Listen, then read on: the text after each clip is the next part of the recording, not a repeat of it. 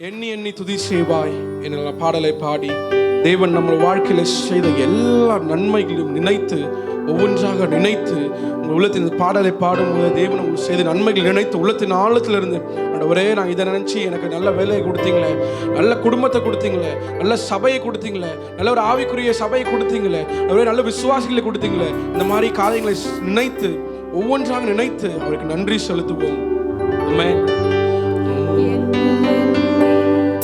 துதி செய்வாய் என்னில் அடங்காத கிருபைகளாய் என்றும் தாங்கும் உயர்வே இன்ப இயேசுவின் நாமமே என்றும் தாங்கும் உயர்வே இன்ப இயேசுவின் நாமமே. எண்ணி எண்ணி எண்ணி துதி செய்வாய் உன்னை நோக்கும் எதிரியின் கண்ணின் முன்னே பாதராதே. உன்னை நோக்கும் எதிரியின் கண்ணின் முன்னே பாதராதே. கண்மணி போல் காக்கும் கரங்களில் உன்னை மூடி மறைத்தாரே. கண்மணி போல் காக்கும் கரங்களில் உன்னை மூடி மறைத்தாரே. துதி செய்வாய் கிருபைகளுக்காய் என்றும் தாங்கும் உயர்வே இன்ப இயேசுவின் நாமமே என்றும் தாங்கும் உயர்வே. எல்லாம் கரணத்தடி சொல்லுவோமா? இன்ப இயேசுவின் நாமமே எண்ணி எண்ணி துதி செய்வாய். யோர்தான் புரண்டு வருபோல் எண்ணற்ற பாரங்களோ, யோர்தான் புரண்டு வருபோல் எண்ணற்ற பாரங்களோ. எலியாவின் தேவன் எங்கே உந்தன் விசுவாச சோதனையில். எலியாவின் தேவன் எங்கே உந்தன் விசுவாச சோதனையில். இதெல்லாம் சொல்லுவோமா? துதி செய்வாய் என்னில் அடங்காத கிருபைகள். தேவன் அந்த கிருபைகளை நினைத்து இன்ப இயேசுவின் நாமமே என்றும் தாங்கும் உயர்வே இன்ப இயேசுவின் நாமமே எண்ணி எண்ணி துதி செய்வாய். உனக்கெதிராகவே ஆயுதம் வாய்க்காதே. எல்லா வாய்கள் தொடர்ந்து அறிக்கையிடுவோமா? உங்களுக்கு எதிராக உருவாக்கப்படுகிற எந்த ஆயுதம் அது வாய்க்காது. ஆமென். உன்னை அழைத்தவர் உண்மை தேவன், அவர் தாசக்கு நிதியவர். உன்னை அழைத்தவர் உண்மை தேவன், அவர் தாசக்கு நிதியவர். எண்ணி எண்ணி துதி செய்வார் என்னில் அடங்காத கிருபைகளுக்காய் என்றும் தாங்கும் உயர்வே இன்ப இயேசுவின் நாமமே என்றும் தாங்கும் உயர்வே இன்ப இயேசுவின் நாமமே எண்ணி எண்ணி துதி செய்வாய். உனக்கெதிராகவே ஆயுதம் வாய்க்காதே. ஆமென். உங்களுக்கு எதிராக உருவாக்கப்படுகிற எந்த ஆயுதம் இயேசுவின் நாமத்தில் வாய்க்காது. ஆயுதம் வாய்க்காதே. உன்னை அழைத்தவர் எல்லாம் சொல்லுவோமா? உன் தேவன் அவர் தாசக்கு நிதியவர். உன்னை அழைத்த தெய்வன் அவர் உண்மை உள்ள தேவன்.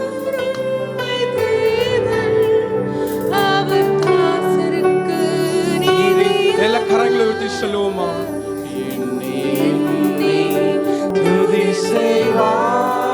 எல்லா கரங்களை தட்டி துதி கன மகிமை அவருக்கு மாத்திரம் செலுத்துவோமா. எப்பொழுதும் சிங்காசனத்தில் வீற்றிருக்கிற தேவாதி தேவனை நம்ம ஆராதிக்க போகிறோம். எழுந்து நின்று அவருக்கு கனத்தையும் மகிமையும் செலுத்துவோமா. ஆமென். ஹல்லேலூயா.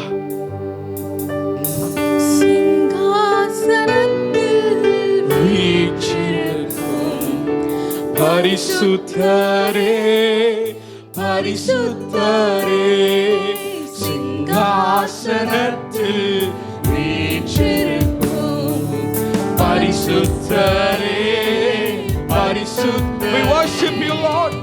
ஆராதனை உமக்கு ஆராதனை ஆராதனை உமக்கு ஆராதனை ஆராதனை உமக்கு ஆராதனை ஆராதனை உமக்கு ஆராதனை. சேராவிகள் போற்றிடும் எங்கள் பரிசுத்தரே கேருபீன்கள் சேராவிகள் போற்றிடும் எங்கள் பரிசுத்த ஆராதனை ஆராதனை உமக்கு ஆராதனை ஆராதனை உமக்கு ஆராதனை. கரங்களை உயர்த்தி ஆராதனை உமக்கு ஆராதனை ஆராதனை உமக்கு ஆராதனை. திருவிளக்கி மத்தியிலே உலாவிடும் எங்கள் பரிசுத்தரே திருவிளக்கின் மத்தியிலே உலாவிடும் எங்கள் பரிசுத்த ஆராதனை ஆராதனை ரிபாலரா ஷாகரா பாபா ஆராதனை சிங்காசனத்தில் வீற்றிருக்கிற தேவனுக்கு ஆராதனை ஆராதனை உமக்கு ஆராதனை ஆராதனை உமக்கு ஆதியும் அந்தமுமானவரே ஆதியும் அந்தமுமானவரே அல்பாவும் மேகாவும் மானவரே ஆதியும் அந்தமுமானவரே அல்பாவும் மேகாவும் அவருக்கே ஆராதனை ஆராதனை ரிபலரா ஷகபா பாபா பாபா ஆராதனை உமக்கு. சபையே அவரை ஆராதிக்கிற நேரமாயிருக்கிறது. நீங்களும் தேவனும் இணைகிற நேரமாயிருக்கிறது. ஆமென். ஆராதனை உமக்கு ஆராதனை ஹல்லேலூயா ஹல்லேலூயா ஹல்லேலூயா ஹல்லேலூயா. ஆமென். மகிமை மகிமை பரலோக மகிழ்கிறது. ரிகாதரா பாபா பாபா பாபா ஓரிபியாலரா ஷகரதரா பாபா பாபா ஹல்லேலூயா ஹல்லேலூயா ஹல்லேலூயா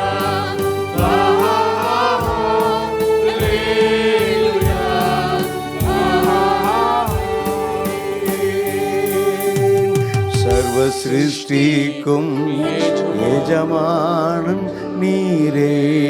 சொல்லுங்க. சர்வ சிருஷ்டியை காப்பவர் நீரே எங்கள் இதயத்தில் உம்மை போற்றுகிறோ என்றென்றும் பணிந்து தொழுவோம். உங்க சத்தம் உயரட்டும். சர்வ சிருஷ்டிக்கும் எஜமானன் நீரே. சர்வ சிருஷ்டியை காப்பவர் நீரே எங்கள் இதயத்தில் உம்மை போற்றுகிறோம் என்றென்றும் பணிந்து தொழுவோம்.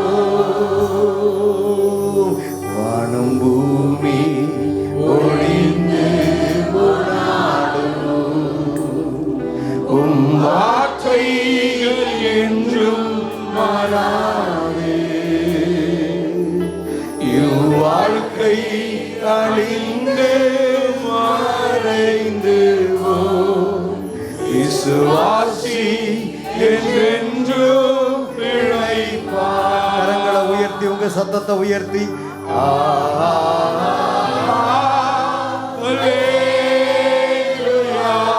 உங்க சத்தம் உயரட்டும்.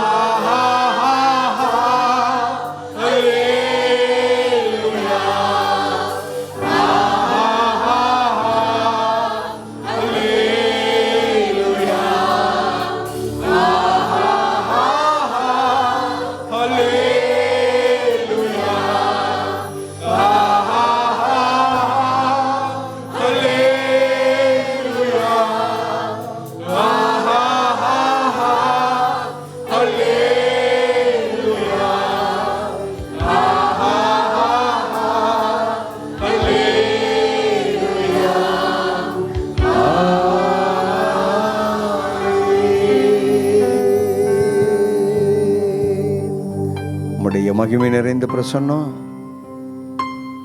வல்லமையுள்ள பிரசன்னம் எங்கள் மத்தியில் அசைவாடி கொண்டிருக்கிறதற்காக ஸ்தோத்திரம். வானமும் பூமியும் ஒளிந்து போனாலும் உம்முடைய வார்த்தை ஒருபோதும் அழிந்து போகாத, ஒளிந்து போகாத வல்ல வார்த்தைகளை நாங்கள் இப்போ கேட்க போகிறோம்ப்பா. ஆண்டவரே, தொடர்ந்து காலையிலிருந்து நாங்கள் உம்முடைய சத்தத்தை, உம்முடைய வார்த்தையை நாங்கள் கேட்டுக்கொண்டே இருக்கிறோம். உம்மை பாடி பாடி மகிமைப்படுத்தி கொண்டே இருக்கிறோம். உம்முடைய ஹல்லேலூயா வல்ல ஆண்டவரே வார்த்தையை கேட்க இப்போ ஆயத்தத்தோடு கூட இருக்கிறோம். அருமையான தேவதாசனை மறைத்து நீர் வெளிப்படும். உம்முடைய சத்தம் வெளிப்படட்டும், உம்முடைய வார்த்தையின் வல்லமை வெளிப்படட்டும். ஓ ஹல்லேலூயா, உம்முடைய ஜனங்களை சந்திக்கட்டும். இயேசு கிறிஸ்துவின் நாமத்தில் பிதாவே, ஆமென், ஆமென். கர்வம் ஜீசஸ், ஆமென். பிரைஸ் ஹல்லேலூயா. கரங்களை உயர்த்தி சொல்லுங்கள், ஹல்லேலூயா. ஆண்டவரும் இரட்சகரும் மீட்பருமாய் இருக்கிற இயேசு கிறிஸ்துவின் நாமத்தினாலே உங்களை நான் தொடர்ந்து வாழ்த்துகிறேன். இந்த நேரத்திலும் கூட காலையிலிருந்து இவ்வளவு நேரம் வரைக்கும் கர்த்தருடைய பிரசன்னத்திலேயே நம்ம அமர்ந்திருக்கிறோம். அந்த வழிபிடமாக இருக்கக்கூடிய உங்கள் உள்ளத்துக்குள்ளே இந்த பரலோக அக்கினியை அவர் போட்டுக்கொண்டே இருக்கிறார். நீங்களும் எரிந்து பிரகாசிக்கிற ஒரு விளக்காக நீங்கள் மாற வேண்டும் என்று சொல்லி வருஷங்களின் நடுவிலே அவர் தம்முடைய கிரியையை உயிர்ப்பிப்பதற்காக உங்கள் மேல் கர்த்தருடைய அக்னியை போட்டு கொண்டிருக்கிறார். இப்போது கர்த்தருடைய வார்த்தையை நம்ம தியானிக்க ஆயுதத்தோடு கூட இருக்கிறோம்.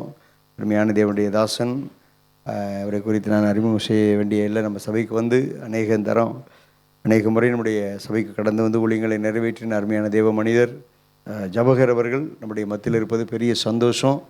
எனவே அருமையான தேவதாசன் ஜபகர் அவர்களை கரங்களை தட்டி உற்சாகத்தோடு கூட சபையாராக நம்ம வரவேற்கலாம்.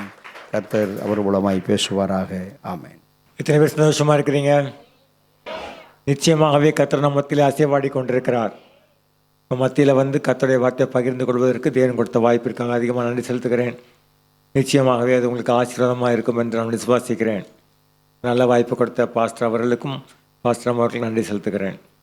இப்போ நாம் தியானத்துக்கு எடுத்துக்கொண்ட வேத பகுதி சங்கீதம் 18:29.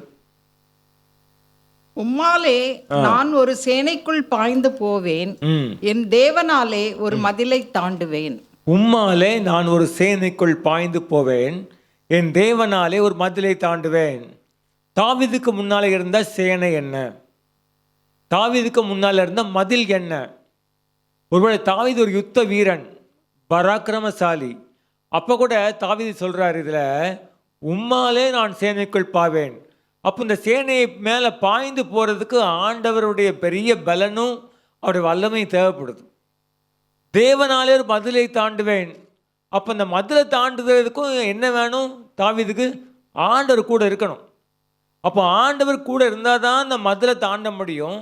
ஆண்டவர் கூட இருந்தால் தான் இந்த சேனையை பாய்ந்து போக முடியும். அப்படின்னா தாவீதுக்கு முன்னால் தாவீதை மிரட்டின அந்த மதில் என்ன? தாவீதை மிரட்டி போட்டால் அந்த சேனை என்ன? சரி, தாவீதை விடுங்கய்யா, எங்களுக்கு என்ன? நாங்கள் தாவீதை மாதிரியா இருக்கோம்? நாமும் தாவீதை மாதிரி தான் இருக்கோம். எப்படிப்பட்ட மதில் அது? எப்படிப்பட்ட சேனை? இந்த 18ஆம் அதிகாரத்தினுடைய துவக்கத்தில் ஒரு வசனம் இருக்குது பாருங்கள், ஒரு இன்ட்ரடக்ஷன். 18க்கு முன்னால் ப்ராக்கெட்டில் அதில் போட்டிருக்கு, ராகத்தலைவனுக்கு ஒப்புவிக்கப்பட்ட சங்கீதம். கர்த்தருடைய தாசனாகிய தாவீது இந்த பாட்டின் வார்த்தைகளை கர்த்தர் தன்னை தன்னுடைய எல்லா சத்துருக்களின் கைக்கும் சவுலின் கைக்கும் நீங்களாக்கி விடுவித்த போதில்ல, விடுவித்த நாளிலே பாடின. அப்ப தாவீதுக்கு முன்னாடி இருந்தது யாருன்னா சவுல். சவுலுக்கு தாவீது பயந்தான். சவுலுக்குள்ள ஒரு அசுத்தாவி இருந்துச்சு. சவுல் தன்னுடைய கையில் ஈட்டியை பிடிச்சிருந்தான். சவுல் விருந்துக்கு கூப்பிட்டு கொல்ல பார்த்தான். சவுல் தந்திரக்காரன். சவுல் தொடர்ந்து கொலை முயற்சியில் ஈடுபட்டவன். இல்லை தாவீது நீ பெரிய வந்தாப்பா, நல்ல வந்தாப்பான்ட்டு போனவன் திருப்பி வர்றான். இதுக்கு கொலை செய்கிறதுக்கு. தாவீது எங்கே இருக்கான்னு பாருங்க. கரெக்டாக முதல்ல அவன் இருக்கிற இடத்த கண்டுபிடிச்சி அப்புறம் என்கிட்ட சொல்லுங்க, நான் வரேன் அப்படின்றான். 3000 பேரை கூட்டிக் கொண்டு தாவீதை பின்தொடர்ந்தவன். தனக்கு கோலியாத்தை மேற்கொள்ள முடியாமல் கோலியாத்தின் வார்த்தைகளுக்கு அஞ்சி ஓட்டின சவுலுக்கு முன்பதாக தாவீது கோலியாத்தை முறியடித்த நன்றியை மறந்து காய்மரமாய் பார்த்தான், பொறாமையாக பார்த்தான், எரிச்சலாக பார்த்தான், வேட்டையாடினான். தாவீதுக்கு கோலியாத் பிரச்சனை இல்லை. யார் பிரச்சனை? சவுலுக்கு தாவீதான் பிரச்சனை ஆகிட்டான். தாவீதை வேட்டையாடி கொண்டே இருந்தான். பல முறை அவன் சென்று அவனை பார்த்து கன்வின்ஸ் பண்ணால் கூட சவுல் தன்னுடைய புத்தி என்ன பண்ணல, மாற்றிக்கொள்ளலை. உலகம் ஒரு சவுல், உலகத்தின் ஆவி ஒரு சவுலின் ஆவி. உலகத்தின் மக்கள் நமக்கு ஒரு மாதிரி பொறாமை நிறைந்தவர்கள். உலகத்தின் மக்கள் காய்மரமாக பார்த்தவங்க. உலகத்தின் மக்கள் எரிச்சலாக பார்த்தவங்க. உலகத்தானுடைய கையில் வில்லு இருக்குது, அம்பு இருக்குது. உலகத்தான் கொல்ல பார்க்கிறான். ஆனால் நம்மள என்ன பண்ணுறோம்? ஆண்டவர் துதித்து பாடிக்கொண்டே இருக்கிறோம். அப்போது இந்த உலகம் என்கிற இந்த ஆவி, உலக மக்கள் என்கிற இந்த சேனைக்குள்ள நீங்கள் பாய்ந்து போகணும், நீங்கள் இந்த மதுளை தாண்டணும் அப்படின்னா தாவீதை போல நம்முடைய வாழ்க்கையில் ஒரு காரியம் நடக்கணும். இதை தாவீது அதை மேற்கொண்ட நாளிலே பாடினான். அப்போ அவன் எப்படி இருக்கும்? மைண்ட் எப்படி இருக்கும்? எப்படியோ அடித்து தள்ளிட்டோம் அப்படின்ற ஒரு ரிலாக்ஸேஷனில் இருக்கும். அப்போ அந்த நேரத்தில் தான் இந்த பாட்டை அவன் எழுதுகிறான். நம்ம ஒரு சுற்றி மக்கள் இருக்காங்க, நம்மள்கிட்ட பேசியே நம்மளை வார்த்தையை வாங்கி நமக்கு பின்னால் போய் என்ன செய்வாங்க? நமக்கு எதிராக முதுகில் குத்துறவங்க இருக்காங்க. நம்ம பக்கத்து டேபிள்லே உட்காந்து நம்மளோடய சாப்பிட வந்து, நம்மளோட டீ சாப்பிட வந்து நமக்கு எதிராக போய் வஞ்சனையாய் காரியங்களை செய்கிறவங்க இருக்கிறாங்க. உலகம் தந்திரக்காரர் கையில் இருக்குது. உலகத்தின் அதிபதியாய் சாத்தான் கையில் இருக்குது. உலகம் சகோதரர் மேலே பொறாமைப்பட்டு குறை சொல்லி திரிந்து அவர்களுக்கு விரோதமாய் தந்திரங்களை பிரயோகப்படுத்துகிற கல்விகளில் இருக்குது. அப்படியென்றால் இந்த சங்கீதத்துடைய வார்த்தைகள் நமக்கு இன்றைக்கி நிச்சயமாக தேவை. நம்ம நல்லா இருக்கலாம், நம்ம பிள்ளைங்க எப்படி இருக்காங்க, நம்முடைய உறவுகள் எப்படி இருக்காங்க, நம்ம அன்பு செலுத்துகிறவங்க எப்படி இருக்கிறாங்க. ஆக உலகம் இன்னைக்கு சாதாரணமாக இல்லை. ஒரு அன்பினால் உங்களை பார்க்கல, அம்பினால் பார்க்குது, எரிச்சலால் பார்க்குது, கோபத்தோடு பார்க்குது, தந்திரங்களை என்ன பண்ணுது, பின்னாலேயே வலை வீசுது. ஆனால் நம்முடைய ஆண்டவர் எந்த தாவீதுக்கு அந்த சேனையில் வச்சு கொடுத்தாரோ அதே போல் நமக்கு என்ன செய்வார்? வச்சு கொடுப்பாரு. சவுல் மட்டும் அம்பு வச்சிருந்தான் இல்லை, சவுலுக்கு முன்பதாக இருந்த அவன் தேசத்தின் ஜனங்கள் எப்படி இருந்தாங்க? அவனுக்கு விரோதமாக தான் இருந்தாங்க. இந்த தாவீதிலப்பா கோலியாத்தை அடித்தான், இந்த தாவீதை போய் சவுல் ஏன் கொல்ல தேடுறான் அப்படின்னு எதிர்த்து பேச முடியல. என்ன சொன்னாங்க தெரியுமா? சீப்பூரார் தாவீதை காட்டி கொடுக்க ரெடியாக இருந்தாங்க. கேகிலா பட்டணத்தை பெலிஸ்தீர்கள் கொள்ளையடித்தாங்க. சவுல் தாவீதுக்கு மனசு பொறுக்கலை. ஆண்டவரே, பெலிஸ்தீர்கள் கேகிலாவை கொள்ளையடிக்கிறாங்க, ஆண்டவரே நான் போய் அவரை ரட்சிக்கலாமான்னு கேட்குறான். நீ இப்போ ரட்சிச்சு சொல்கிறார் ஆண்டவர். கூட சொல்கிறாங்க, எப்பா இங்கே இருக்கவே கஷ்டமாக இருக்குது, இப்போ போய் யுத்தம் பண்ண போறியான்றாங்க. திருப்பி விசாரிக்கிறான் தாவீது, கேகிலா பட்டணத்தை குறித்து ஆண்டவர் விசாரிக்கிறான். அதை ஒப்பு கொடுப்பேன்றாரு. போனால் முறியடித்தான், கேகிலாவை ரட்சித்தான். வசனம் சொல்லுது, அவன் கேகிலாக்குள் வந்து விட்டான். சவுலுக்கு உடனே யூஸ் போயிடுச்சு. அப்போ அங்கே உள்ளவங்க யாரு? காட்டி கொடுத்தவன், துரோகம் பண்ணவன். இந்த தாவீதிலெல்லாம் கேகிலா ரட்சித்திருக்க முடியுமா? யோசித்து பார்க்காதவங்க.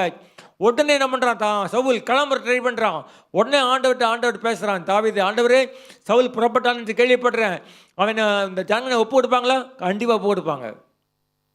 நான் போகலாமா? நீ போ. அவன் புறப்பட்ட பிறகு சவுல் நின்று விட்டான். சுற்றிலும் காட்டி கொடுக்கும் ஜனங்கள், சுற்றிலும் துரோகம் பண்ண ஜனங்கள், சுற்றிலும் தந்திரக்காரர்கள், சுற்றிலும் நன்றி மறந்தவர்கள், சுற்றிலும் துரோகிகள். அப்படிப்பட்ட உலகத்தில் தான் இன்றைக்கி நம்ம வாழ்ந்து கொண்டிருக்கிறோம்.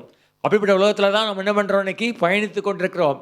நமக்கு எதிராக எழும்புகிற இந்த மதிலை, இந்த சேனையை, உலகத்தின் அதிபதியை, உலக மக்களை, அவங்க தந்திரங்களை, அவங்களுடைய வினைகளை, அவங்களுடைய துரோகங்களை, அவங்களுடைய காட்டி கொடுக்கல மேற்கொள்ளணும்னா தாவீதை போல நமக்கு ஒரு பலன் தேவை.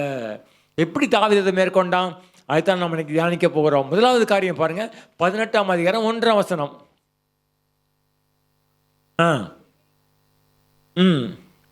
என் பலனாகிய கர்த்தாவே, உம்மில் அன்பு கூறுவேன். பலனாகிய கர்த்தாவே உம்மை நம்புவேன் போட்டு நல்லா இருக்குமா? பலனாகிய கர்த்தாவே உம்மை அன்பு கூறு. நல்லா இருக்குமா? நம்புறதை விட அன்புதான் பலன். பலனாகிய கர்த்தாவே உண்மையில் அன்பு கூறுவேன். இன்னைக்கு ஆண்டவர் யாரை தேடுறா தெரியுமா? அன்பு கூறுகிறவரை தேடிக்கொண்டிருக்கிறார். அன்பு கூறுகிறவரை தேடிக்கொண்டிருக்கிறார். ஒரு மனுஷன் கர்த்தரை தேடி வர்றதுக்கும், ஒரு மனுஷன் சுகத்தை தேடி வர்றதுக்கும், ஒரு மனுஷன் ஆண்டவர்கிட்ட கேள்வி கேட்க வருவதற்கும், ஒரு மனுஷன் கர்த்தர் யாருன்னு அறிந்து கொள்வதற்கும் ஆண்டவரில் அன்பு கூறுகிறவனுக்கும் பெரிய வித்தியாசம் உண்டு. தாவீது சேனையை மேற்கொண்டதுக்கு பின்னால் ரகசியம் என்ன தெரியுமா? அன்பு கூர்ந்தான். அன்பு கூர்ந்தான். ஐயா, இன்னைக்கு ஆண்டவர்கிட்ட அன்பு கூறுகிற வாழ்க்கை வேணும். இந்த அன்பு எப்படிங்க? இந்த அன்பு முறுமுறுக்காது. இந்த அன்பு ஆண்டவரை பார்த்து கல்லறியாது. இந்த அன்பு பின் வாங்காது. என்ன பண்ணார் ஆண்டவர்? நான் சர்ச்சுக்கு வர மாட்டேன், இத்தனை நாட்டு இந்த ஃபாஸ்டிங் பீரியட் வந்தாச்சு, இன்னும் நடக்கலை. அன்பு சகிக்கும். அன்பு எல்லாத்தையும் ஏற்றுக்கொள்ளும். மேலே ஒரு மிதி மிதிச்சா கூட காலை பிடிச்சிக்கிடும். யோபு சொல்கிறான், அவர் என்னை கொன்று போட்டாலும் நம்பிக்கையாக இருப்பேன். அன்பு தாங்க அதை செய்யும். உங்கள் வாழ்க்கையில் ஆண்டவரை அன்பினால் தேடுறீங்களா? இல்லை கடமைக்காக தேடுறீங்களா? இல்லை உங்கள் தேவைக்காக தேடுறீங்களா? இல்லை நம்ம இல்லைன்னா பிரச்சனையாக இருப்போது அப்படின்னு இன்சூரன்ஸ்க்காக தேடுறீங்களா? ஆண்டவரை நேசிக்கிற நேசம் இருக்க பாருங்க, பலன். அதான் ஒரு மனுஷனுக்கு பராக்கிரமம், அதான் ஒரு மனுஷனுக்கு கேடகம், அதான் ஒரு மனுஷனுக்கு துருவம், அதான் ஒரு மனுஷனுக்கு ரட்சினை கொம்பு, அதான் ஒரு மனுஷனுக்கு பலத்த அரண். அவன் அடுத்து சொல்கிறான், 8 காரியத்தை சொல்லுவான் பாருங்க. தாவீது 12:2 பார்த்தீங்கன்னா, ரட்சகர் அவர் என் கண்மலை, என் கோட்டை, என் ரட்சகர், என் தேவன், துருகம், கேடகம், ரட்சினை கொம்பு, உயர்ந்த அடைக்கலம். ஆண்டவர் மேல அன்பு வச்சாதாங்க அது பலன். சரி, அன்பு வைக்கிறேன்னா இல்லையா? நான் எப்படி தெரிஞ்சுக்கிறது? ஒரு மனுஷன் ஆண்டவர்கிட்ட அன்பு கூர்ந்தானா அவன் அதிகாலையில் தேடுவான். என்னை சிநேகிக்கிறவர்களை, அதிகாலையில் தேடுகிறவர்களை ஆண்டவர் ஒரு மனுஷனுடைய அன்பை எங்கே இது சோதிக்கிறார் தெரியுமா? அதிகாலை. அதிகாலை ரொம்ப கஷ்டமாக தான் இருக்கும், ஆனால் அன்பு அதை மேற்கொள்ளும். அன்பு அதை மேற்கொள்ளும். அதிகாலையில் எழும்பி ஜெபிக்கிறவங்களுக்கு என்ன நடந்துடும்? அப்படியே ஆண்டவர் தன் ரகசியங்களை வெளிப்படுத்துவா. இன்னைக்கு தேவை என்ன தெரியுமாங்க? காணிக்கே இல்லை. இன்னைக்கு என்ன தேவை தெரியுமாங்க? நான் ஒழுங்காக ஆலயத்துக்கு வர்றேன்யா, அது தேவையில்லை. ஆண்டவர் உங்கள் காதில் விஸ்பர் பண்ணுறாரு பாருங்க, அது தேவை. ஐயோ முடியவே இல்லையா, டைட்டாக இருக்குது, போட்டு கொடுக்குறாங்க ஐயா, எவ்வளவோ பிரயாசப்படும், உண்மையாக இருந்தால் கூட பலன் இல்லையா. உங்களுக்கு தேவை தேவ ரகசியம் தேவை. ஆண்டு உங்களோட ரகசியத்தை பகிர்ந்து கொண்டாங்கன்னா உன் சத்துரு ஓடி போயிடுவான். அவனை ஏமாற்ற முடியாது, உன்னை வஞ்சிக்க முடியாது, அவன் தந்திரம் பொய்யா போயிடும். அவன் வெட்டின கோயிலில் அவனையே தள்ளி விட்டுலாம். நீ எப்போ தெரியுமா? தேவன் உன்னோட ஞான பேசணும். என் தாசனாகி ஆபிரகாமுக்கு நான் செய்ய போகிறதை ஆண்டவருக்கு இதையோ கொட்டணும்னு ஆசை. ஐயோ இந்த பிள்ளைக்கு ரோதமாக இவ்வளோ நடக்குது இந்த இடத்துல, ஐயோ இந்த பிள்ளைக்கு ரோதமாக இவ்வளோ நடக்குது, ஐயோ இப்படி நல்ல ஒரு உயர்வு இருக்குது, ஐயோ இங்கே பார்த்து அந்த இடத்த போட்டு இவங்க என்ன பண்ணுறாங்க, முடக்கிறாங்க அப்படின்னு ஆண்டவருக்கு உங்களுக்கு ஹெல்ப் பண்ணணும்னு பேசணும்னு ஆசை. அதிகாலையில் எழும்புனா பேசுவார். இல்லைனா உங்களை கண்ணை கட்டி ரோட்டில் விட்ட கதை தான். அவன் ஜெபிப்பானவன். இன்னைக்கு தேவை தேவ சத்தம். இன்னைக்கு தேவை தேவனுடைய அமர்ந்த மெல்லிய குரல். எலியா ஓடியே போய் வனாந்தரத்தில் ஒரு நாள் பிரயாணமாக போய் படுத்து தூங்கிட்டான். ஆண்டவரே போதும் கர்த்தாவே, என்னை எடுத்துக்கொள்ளணும், பிதாக்களை பார்க்கிலும் நல்லவன் அல்ல. அப்போ ஆண்டவர் தூதன் அனுப்புகிறாரு, அவன் தலையில் சுடப்பட்ட அடையும் தண்ணியும் கொடுத்து அவனை பலப்படுத்துகிறான்.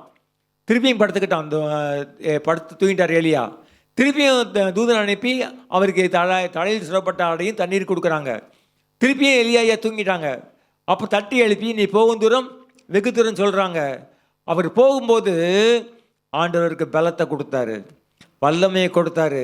அந்த பலத்துக்கு பின்னால் என்ன இருந்துச்சு தெரியுமா? வல்லமை இருந்துச்சு, அதிகாரம் இருந்துச்சு. ஆண்டவர் அந்த எலியா கொண்டு பெரிய காரியங்களை செய்தார். ஆக நம்ம வாழ்க்கையில் ஆண்டவர் நம்மளோட பேசுகிற சத்தம் வேணும்.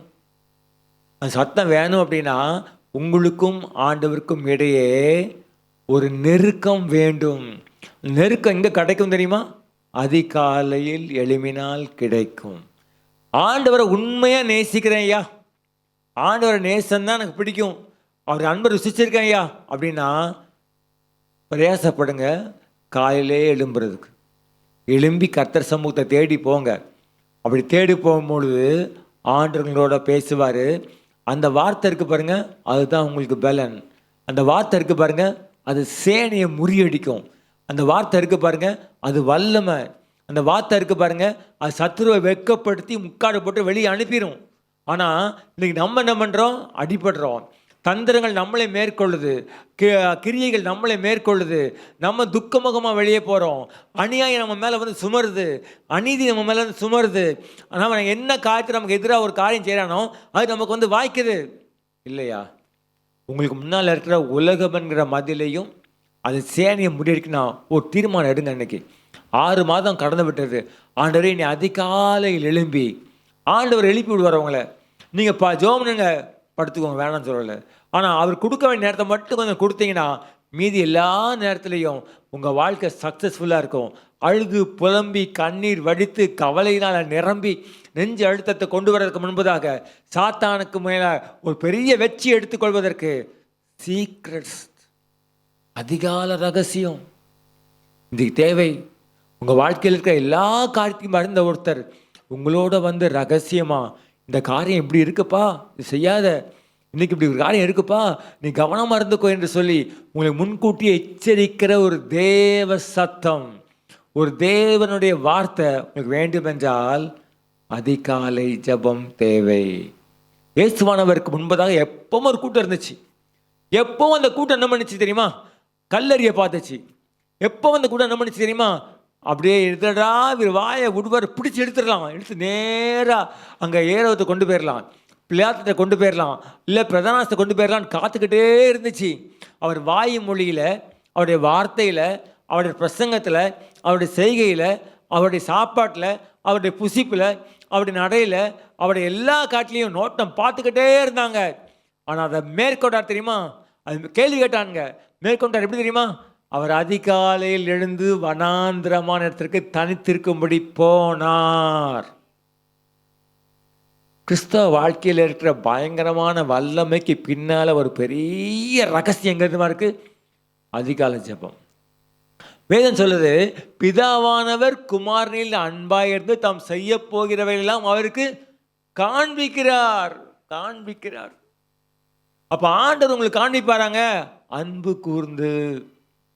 பிதாவானவர் எப்படி காமிச்சாரு இயேசுவானவருக்கு? அதிகாலை ஜெபத்தில் விட்டுறாதீங்க. நீங்கள் ஒரு தீர்மானம் எடுக்க, ஒருவேளை அப்படி எழுப்பி ஜெபம் பண்ணியிருப்பீங்க, ஒருவேளை அது இல்லாமல் போயிருக்கலாம். ஆனால் ஒருவேளை அது தளர்ந்து போன ஒன்றாக இருந்தது அப்படின்னா மறுபடியும் என்ன பண்ணுங்க? எழும்புங்க, தினந்தோறும் எழுப்புங்க. 1-2 நாள் அப்படி மிஸ் ஆக தான் செய்யும். ஒரு பிள்ளை சைக்கிள் ஓட்டும் போது கீழே விழுற மாதிரி தான் விழுவோம். ஆனால் விட்டுறாதீங்க, அந்த பழக்கத்தை தொடர ஆரம்பிங்க. ஆண்டவரே என்னை பலப்படுத்துங்கன்னு சொல்லி என்ன பண்ணுங்க? அதிகாலை ஜெபத்தை பழக்குங்க. கர்த்தர் உங்களுடைய சூழ்நிலை தெரியும், உங்களுடைய கடமைகள் தெரியும், உங்களுடைய பொறுப்புகள் தெரியும், உங்களுடைய பிரயாணங்கள் தெரியும், உங்கள் வேலை தெரியும், வேலை மேலே உங்களுக்கு இருக்கிற பொறுப்புகள், ரெஸ்பான்சிபிலிட்டி தெரியும், நீங்கள் திரும்பி வர வேண்டிய காரியங்கள் தெரியும், வீட்டில் இருக்க கடமைகள் தெரியும், உங்கள் பிரயாணங்கள் எல்லாத்தையும் அறிந்தவருக்கு உங்கள் காலை ஜெபம் நீங்கள் எடுத்தீங்கன்னா சோர்ந்து போயிருவீங்கன்னு கொஞ்சம் தெரியுமா இருக்கும். ஆனால் பலப்படுத்துவார். முடியாத ஒன்று ஆண்டவர் செய்ய மாட்டார், டிமாண்ட் பண்ண மாட்டார். கண்டிப்பாக உங்கள் வாழ்க்கையில் ஆண்டவர் அதிகாலை ஜெபத்துக்குள்ளே ஆயத்தப்படுத்துவார். வேதம் சொல்லுது, அந்த அதிகாலை ஜெபம் தான் அன்பு கூறுகிற ஜெபம். இயேசுவானவர் பரிசேயன் வீட்டில் பந்தி இருக்கிறாரு. விருந்து நடக்குது. லாசரு உயிரோடு எழுப்பப்பட்ட லாசர் அங்கே இருக்கிறாரு. மார்த்தாள் அங்கே இருக்கிறா. சீமோன் இருக்கிறான். யூதாஸ் கரியோத்துடைய தகப்பன் அங்கே இருக்கிறான். சிஷ்யர்கள் இருக்கிறாங்க. நல்லா புசிக்கிறாங்க, நல்லா குடிக்கிறாங்க. அப்பொழுது நரதம் என்னும் தைலத்தை எடுத்துக்கொண்டு ஒரு ஸ்திரீ அங்கே வருகிறாள். அவள் இயேசுவின் பாதத்தில் ஊற்றுறா. அவர் தலைமுடியினாலவா துடைக்கிறா. ஏசாமி சொல்கிறாரு, இவள் அன்பு கூர்ந்தாளே, இவள் அன்பு கூர்ந்தாளே. ஆண்டவர்கிட்ட அன்பு கூறுகிற ஒரு நேசம் இருக்கா. மற்றவங்கள்ட்ட ஃபோன் பண்ணுறது பிடிக்கும், மற்றவங்களோட உட்காந்து பேசுகிறது ரொம்ப பிடிக்கும். ஆனால் ஆண்டவர் சொல்லுவார், இந்த அரை மணி நேரம் என் பேசி வேஸ்ட் பண்ணுற, கொஞ்சம் என்கிட்ட பேசு, கொஞ்சம் என்னை கொஞ்சம் பாரு, இந்த காரியத்துக்காக ஜெபம் பண்ணு, இந்த காரியத்தை பண்ணு. ஒருவேளை அது நமக்கு எப்படி இருக்குது? கஷ்டமாக இருக்கா, கசப்பாக இருக்கா? இதுக்கு ஆண்டவரை நேசிக்கிற நேசம் சத்துருவை ஜெயிக்கும் வல்லமை. ஆண்டவரை நேசிக்கிற நேசம் ஆண்டவர் உங்களோட ரகசியங்களை பகிர்ந்து கொள்ளக்கூடிய ஒரு நெருக்கம். எல்லாத்தையும் சொல்லுவோம், நம்ம சொல்ல மாட்டோம். யார்கிட்ட சொல்லுவோம்? நமக்கு ரொம்ப நெருக்கமாக இருக்கிற ஆள்கிட்ட சொல்லுவோம். மருவ மலைக்கு மேலே ஏறும்போது ஏசுவானவர் 12 பேரையும் கூட்டு போனார்? இல்லை, பேதுருவையும் யாக்கோவையும் யோவானையும் மட்டும்தான் கூட்டு போனார். என்ன நடந்துச்சு? எப்படி காரியங்கள் நடந்துச்சு? இதை ஒருவருக்கும் சொல்ல வேண்டாம். மனுஷகுமாரன் மரித்தோரிலிருந்து எழுந்திருக்கும் வரைக்கும் இதை ஒருவருக்கும் சொல்ல வேண்டாம். அவர்களை அடக்கி வைத்திருந்தார்கள். ஐயா, இன்னைக்கு தேவை ஆண்டவர்களோட ரகசியம் பேச விரும்புகிறாருங்க. ஏங்க ஜெயிக்கலை? நான் ஃபாஸ்டிங் இருந்து ஜெபம் பண்ணுறேன், நான் விசுவாச அறிக்கை பண்ணுறேன், நான் ஜெபம் பண்ணுறேன், நான் ப்ராமிஸ் எல்லாம் கன்ஃபஸ் பண்ணுறேன். ஏன் என் வாழ்க்கையில் இன்னும் போராடிக்கிட்டே இருக்கேன் சத்துருக்களோட? ஏன் எனக்கு வஞ்சகம் நடந்துக்கிட்டே இருக்குது? ஏன் எதிராளியின் மேலே மேற்கொண்டுக்கிட்டே இருக்கிறான்? என்னால் ஏன் அவனை மேற்கொள்ள முடியல? தந்திரங்கள் என்னை மேற்கொண்டு கொண்டே இருக்குது. என்னை ஒரு மனுஷன் போட்டு கொடுக்குறான், ஒரு விக்கிர காவி என்னை போட்டு கொடுக்குது, ஒரு வில்ல வச்சு அவன் போட்டு கொடுக்குறான். என் காரியங்களை என்ன நம்ப மாட்டேன்றாங்க, அவங்கள நம்புகிறாங்க. நான் வேலையை பார்க்குறாங்க, ஆனால் அவங்கள நம்புகிறாங்க அப்படி சொல்லி புலம்பிக்கிட்டு இருக்கீங்களா? ஒருவேளை உங்கள் வாழ்க்கையில் உங்கள் உண்மைக்கும் உங்களுடைய உழைப்புக்கும் உங்களுடைய கண்ணியத்துக்கும் உங்களுடைய சாட்சியான வாழ்க்கைக்கும் பலன் கிடைக்காம இருக்கா? ஒரு காரியம் தேவை, அதிகாலை ஜபம். அந்த ஜபம் முக்கியம். அது எதை குறிக்குது? தேவனை நேசிக்கிற நேசம். ஆண்டவரே நான் நேசிக்கிறேன் நேசிக்கிறேன் நேசிக்கிறேன்னு சொல்கிறது இல்லை, செயலில் காட்ட விரும்புகிறீங்களா? காலையில் எழுதுங்க. பைபிள் வசனம் இருக்குது, 1 கொரிந்தியர் 16ஆம் அதிகாரம் 22ஆம் வசனம். 1 கொரிந்தியர் 16:22. ஒரு பயங்கரமான வசனம் அது. ஒருவன் கர்த்தராகிய இயேசு கிறிஸ்துவின் இடத்தில் அன்பு கூறாமற் போனால் அவன் சபிக்கப்பட்டவனாய் இருக்க கடவன். கர்த்தர் வருகிறார். இந்த வசனம் பிடிச்சிருக்காங்க? இந்த வசனம் பிடிச்சிருக்கா? ஆண்டவர் வரப்போறாரு வரப்போறாரு வரப்போறாரு. நான் சொல்றேன், கொஞ்ச நாள் எனக்கு ஒரு பாட்டு வருது காலில் பழைய விபிஎஸ் பாட்டு, சுக்கு சுக்கு ஜீவ வண்டி அப்படின்னு ஒரு பாட்டு. நான் மறந்து போயிட்டது. உங்களுக்கு தெரியுமா? நிறைய விளையாட்டுகள் தெரியும். அதில் ஆண்டவர் தான் டிரைவர்னு போட்டிருக்கோம். போகும் தூரம் வெகு தூரம், போகும் வண்டி வருக சமீபமாக இருக்காங்க. சபிக்கப்பட்டவனாக இருக்க கடவன். அதிகாலை ஜபம் தேவனை சந்திப்பதற்கு ஆயத்தமான ஜபம். ஸோ தாவீது அதை மேற்கொண்டான். உங்கள் வாழ்க்கையில் உங்களுக்கு எதிராக இருக்க சத்துருக்களை பற்றி நீங்கள் பலத்தில் போராட முடியாது, வார்த்தையில் போராட முடியாது, வல்லமையில் ஒருவேளை போராட முடியாது, ஒருவேளை மாம்சத்தில் போராட முடியாது. ஆனால் ஆண்டவர் உங்களோட லைட்டாக சொல்லுவார், டேய் இதை உள்ளே வச்சுக்கோ, வெளியே காமிச்சிடாத, உள்ளே வச்சுக்கோ, இதை காமிச்சிடாத. ஒரு கம்பெனியில் ஒரு பெரிய இஷ்யூ வந்துருச்சு. இப்போ ஆண்டோடைய பிள்ளை ஒருத்தர் அங்கே இருந்தார். அவருக்கு எதிராக ஒரு பொய் சாட்சியில் பிள்ளைலாம் பிக்கப் பண்ணி விட்டு பொறாமையினால், வஞ்சனையினால், ஒரு தந்திரத்தினால, கூட இருந்தவங்களாம் காட்டி கொடுத்ததுனால, துரோகம் பண்ணதுனால அவனை கூண்டில் ஏற்றிட்டாங்க. ராத்திரிலாம் நிம்மதி இல்லை, மனைவி ரொம்ப கஷ்டப்படுறாங்க. அதான் அந்த வீட்டுக்கு ஒரு பெரிய வருமானம். போராடி ஜெபிக்கிறாரு. காலையில் எழும்பினோடனே ஜெபிக்கிறாரு. கத்த சொன்னாராம், உன் வாயை மட்டும் திறந்துடாதன்ட்டாரான். சரி சாமி. ஆஃபீஸ் போனார். எல்லோரும் பெரிய பார்க்குறாங்க, ஏன்னா நீ சீட்டு கிளிய போகுது பார்த்துக்கிட்டே இருக்காங்க. ஆண்டர் சொன்னாராம் மத்தியானம் லஞ்ச் டைமில் இந்த 5 பாயிண்ட் ஞாபகம் வச்சுக்கோ. 1 2 3 4 5. சரி சாமி, யாடி சொல்லிடாதப்பா. சொல்ல ஆண்டவரே. அந்த என்கொயரி ஆரம்பிச்சிச்சு. டட்டா புட்டான்னு பயங்கரம் அடித்தாங்க. அமைதியாக இருந்தார். இந்த 5 பாயிண்ட்டையும் சொன்னார். சார் இப்படி, சார் இப்படி. அமைதி ஆகிட்டான். சத்துரு அமைதி ஆகிட்டான். ப்ரூஃப் காட்டுங்கன்னாரு. டக்குன்னு தூக்கி ப்ரூஃப் வச்சார். ஆன் த ஸ்பாட் அவர் டிஸ்மிஸ் பண்ணிட்டாங்க. இன்னொருத்தரை யார் தந்திரத்தை கொண்டு வந்தானோ, யார் மெமோ இஷ்யூ பண்ணானோ, யார் மற்றவங்கள தூண்டி விட்டு துரோகம் பண்ண வச்சானோ ஒரே நாள் சீட்டை கழிச்சிட்டார். இன்றைக்கு தேவை தேவ சத்தம். தேவ சத்தம் அதிகாலையில் தேடுங்க. 2வது காரியம் டைம் ஆகுது, அடுத்தது போகிறேன். 2வது காரியம் தாவீது பண்ணது சங்கீதம் 18:3. துதிக்கு பாத்திரராகிய கர்த்தரை நோக்கி கூப்பிடுவேன், அதனால் என் சத்துருக்களுக்கு நீங்களாகி ரட்சிக்கப்படுவேன். அதனால் அது எது? அதனால் அது எது? துதி. ஆண்டவரை துதிக்கிற துதி ஒவ்வொரு விசுவாசிக்கும் சர்ச்சில் மட்டும் இருக்கக்கூடாது. எங்கே இருக்கணும்? வீட்லேயும் இருக்கணும். வீட்லேயும் கர்த்தரை துதிக்கணும். ஒருவேளை காலையில் எனக்கு முடியலைங்க, நான் வேலையாக கிளம்பி போகிறேன், ஒரு ரைட் ஓகே, சாயங்காலம் வந்து என்ன பண்ணணும்? கர்த்தரை துதிக்கிறதுக்கு ஒரு நேரத்தை ஆயத்தப்படுத்துகிறோம்.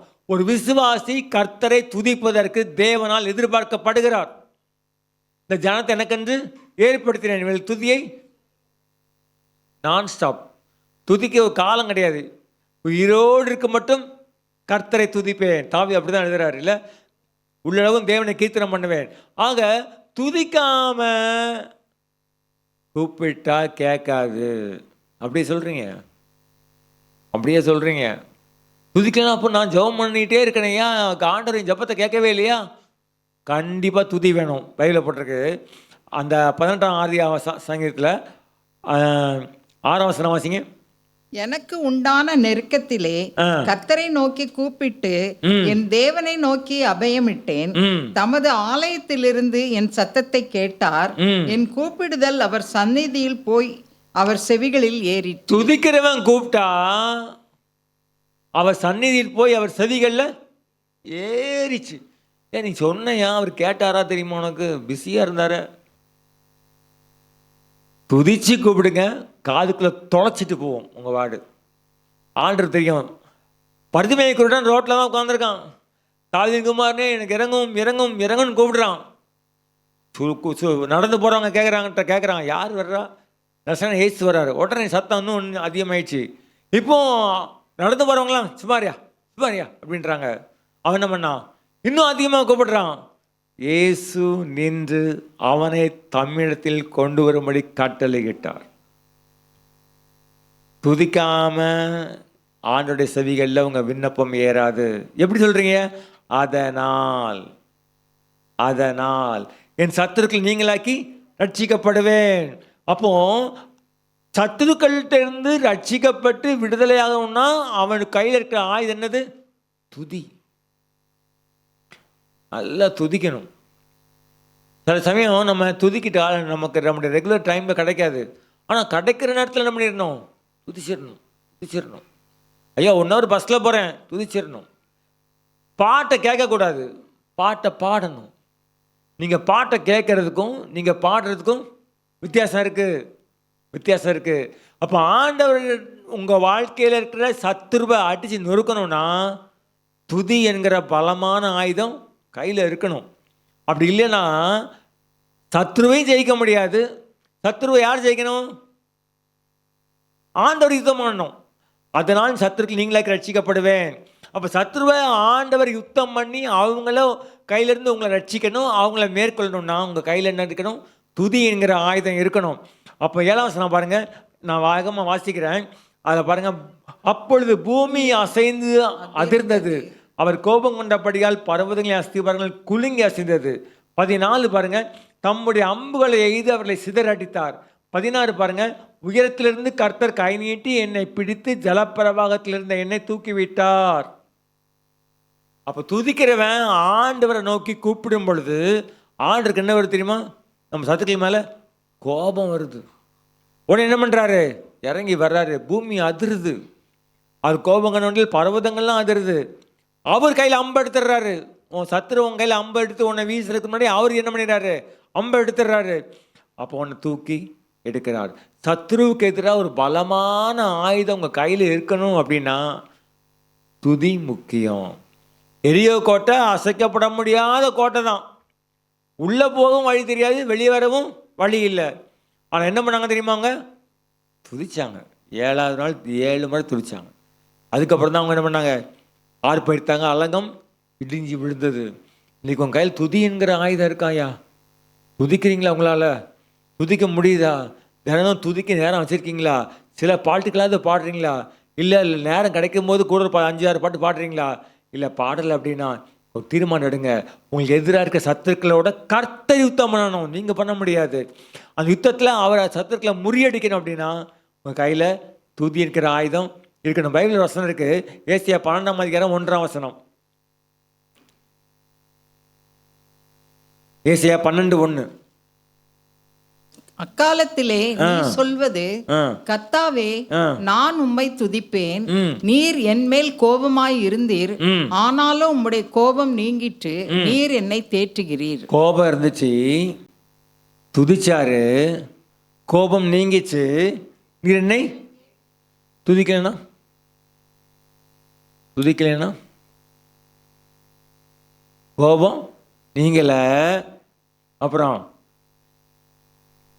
இனிமேல் கோபமாக இருந்தீர், அந்த கோபம் நீங்காது. அவரனை என்ன நடக்குது வாழ்க்கையில்? இப்போ இந்த உத்து பாருங்க, இந்த உத்து பாருங்க வாழ்க்கை. கோபம் நீங்கிச்சா இருக்குதா? அப்போ தினந்தோறும் துதிக்கிறீங்க, தினந்தோறும் ஆகும் தேய்ச்சுக்கிறார். தினந்தோறும் துதிக்கிறீங்க, கோபம் நீங்கிச்சு. தினந்தோறும் துதிக்கிறீங்க, சத்துரு காட்டி. அதாவது சத்துரு வந்து என்ன பிடிச்சமா இருப்பாங்க முன்னாடி அப்படி கொம்பெல்லாம் வச்சுட்டு, நான் ஜவகருக்கு எதிரி அப்படின்னு போர்டு போட்டு ஐடி கார்டு போட்டு வர மாட்டான். பேசலாம், நல்லா இருக்கு உங்கள் ட்ரெஸ்ஸு, ரொம்ப நல்லா இருக்கு உங்களுக்கு, என்னப்பா கம்பெனியே ஒன்றுதான்ப்பா பெரிய ஆளாக்கியிருக்கு, அப்படி தான் வருவான். பின்னால் என்ன செய்வான்? குழியை தோண்டுவான்.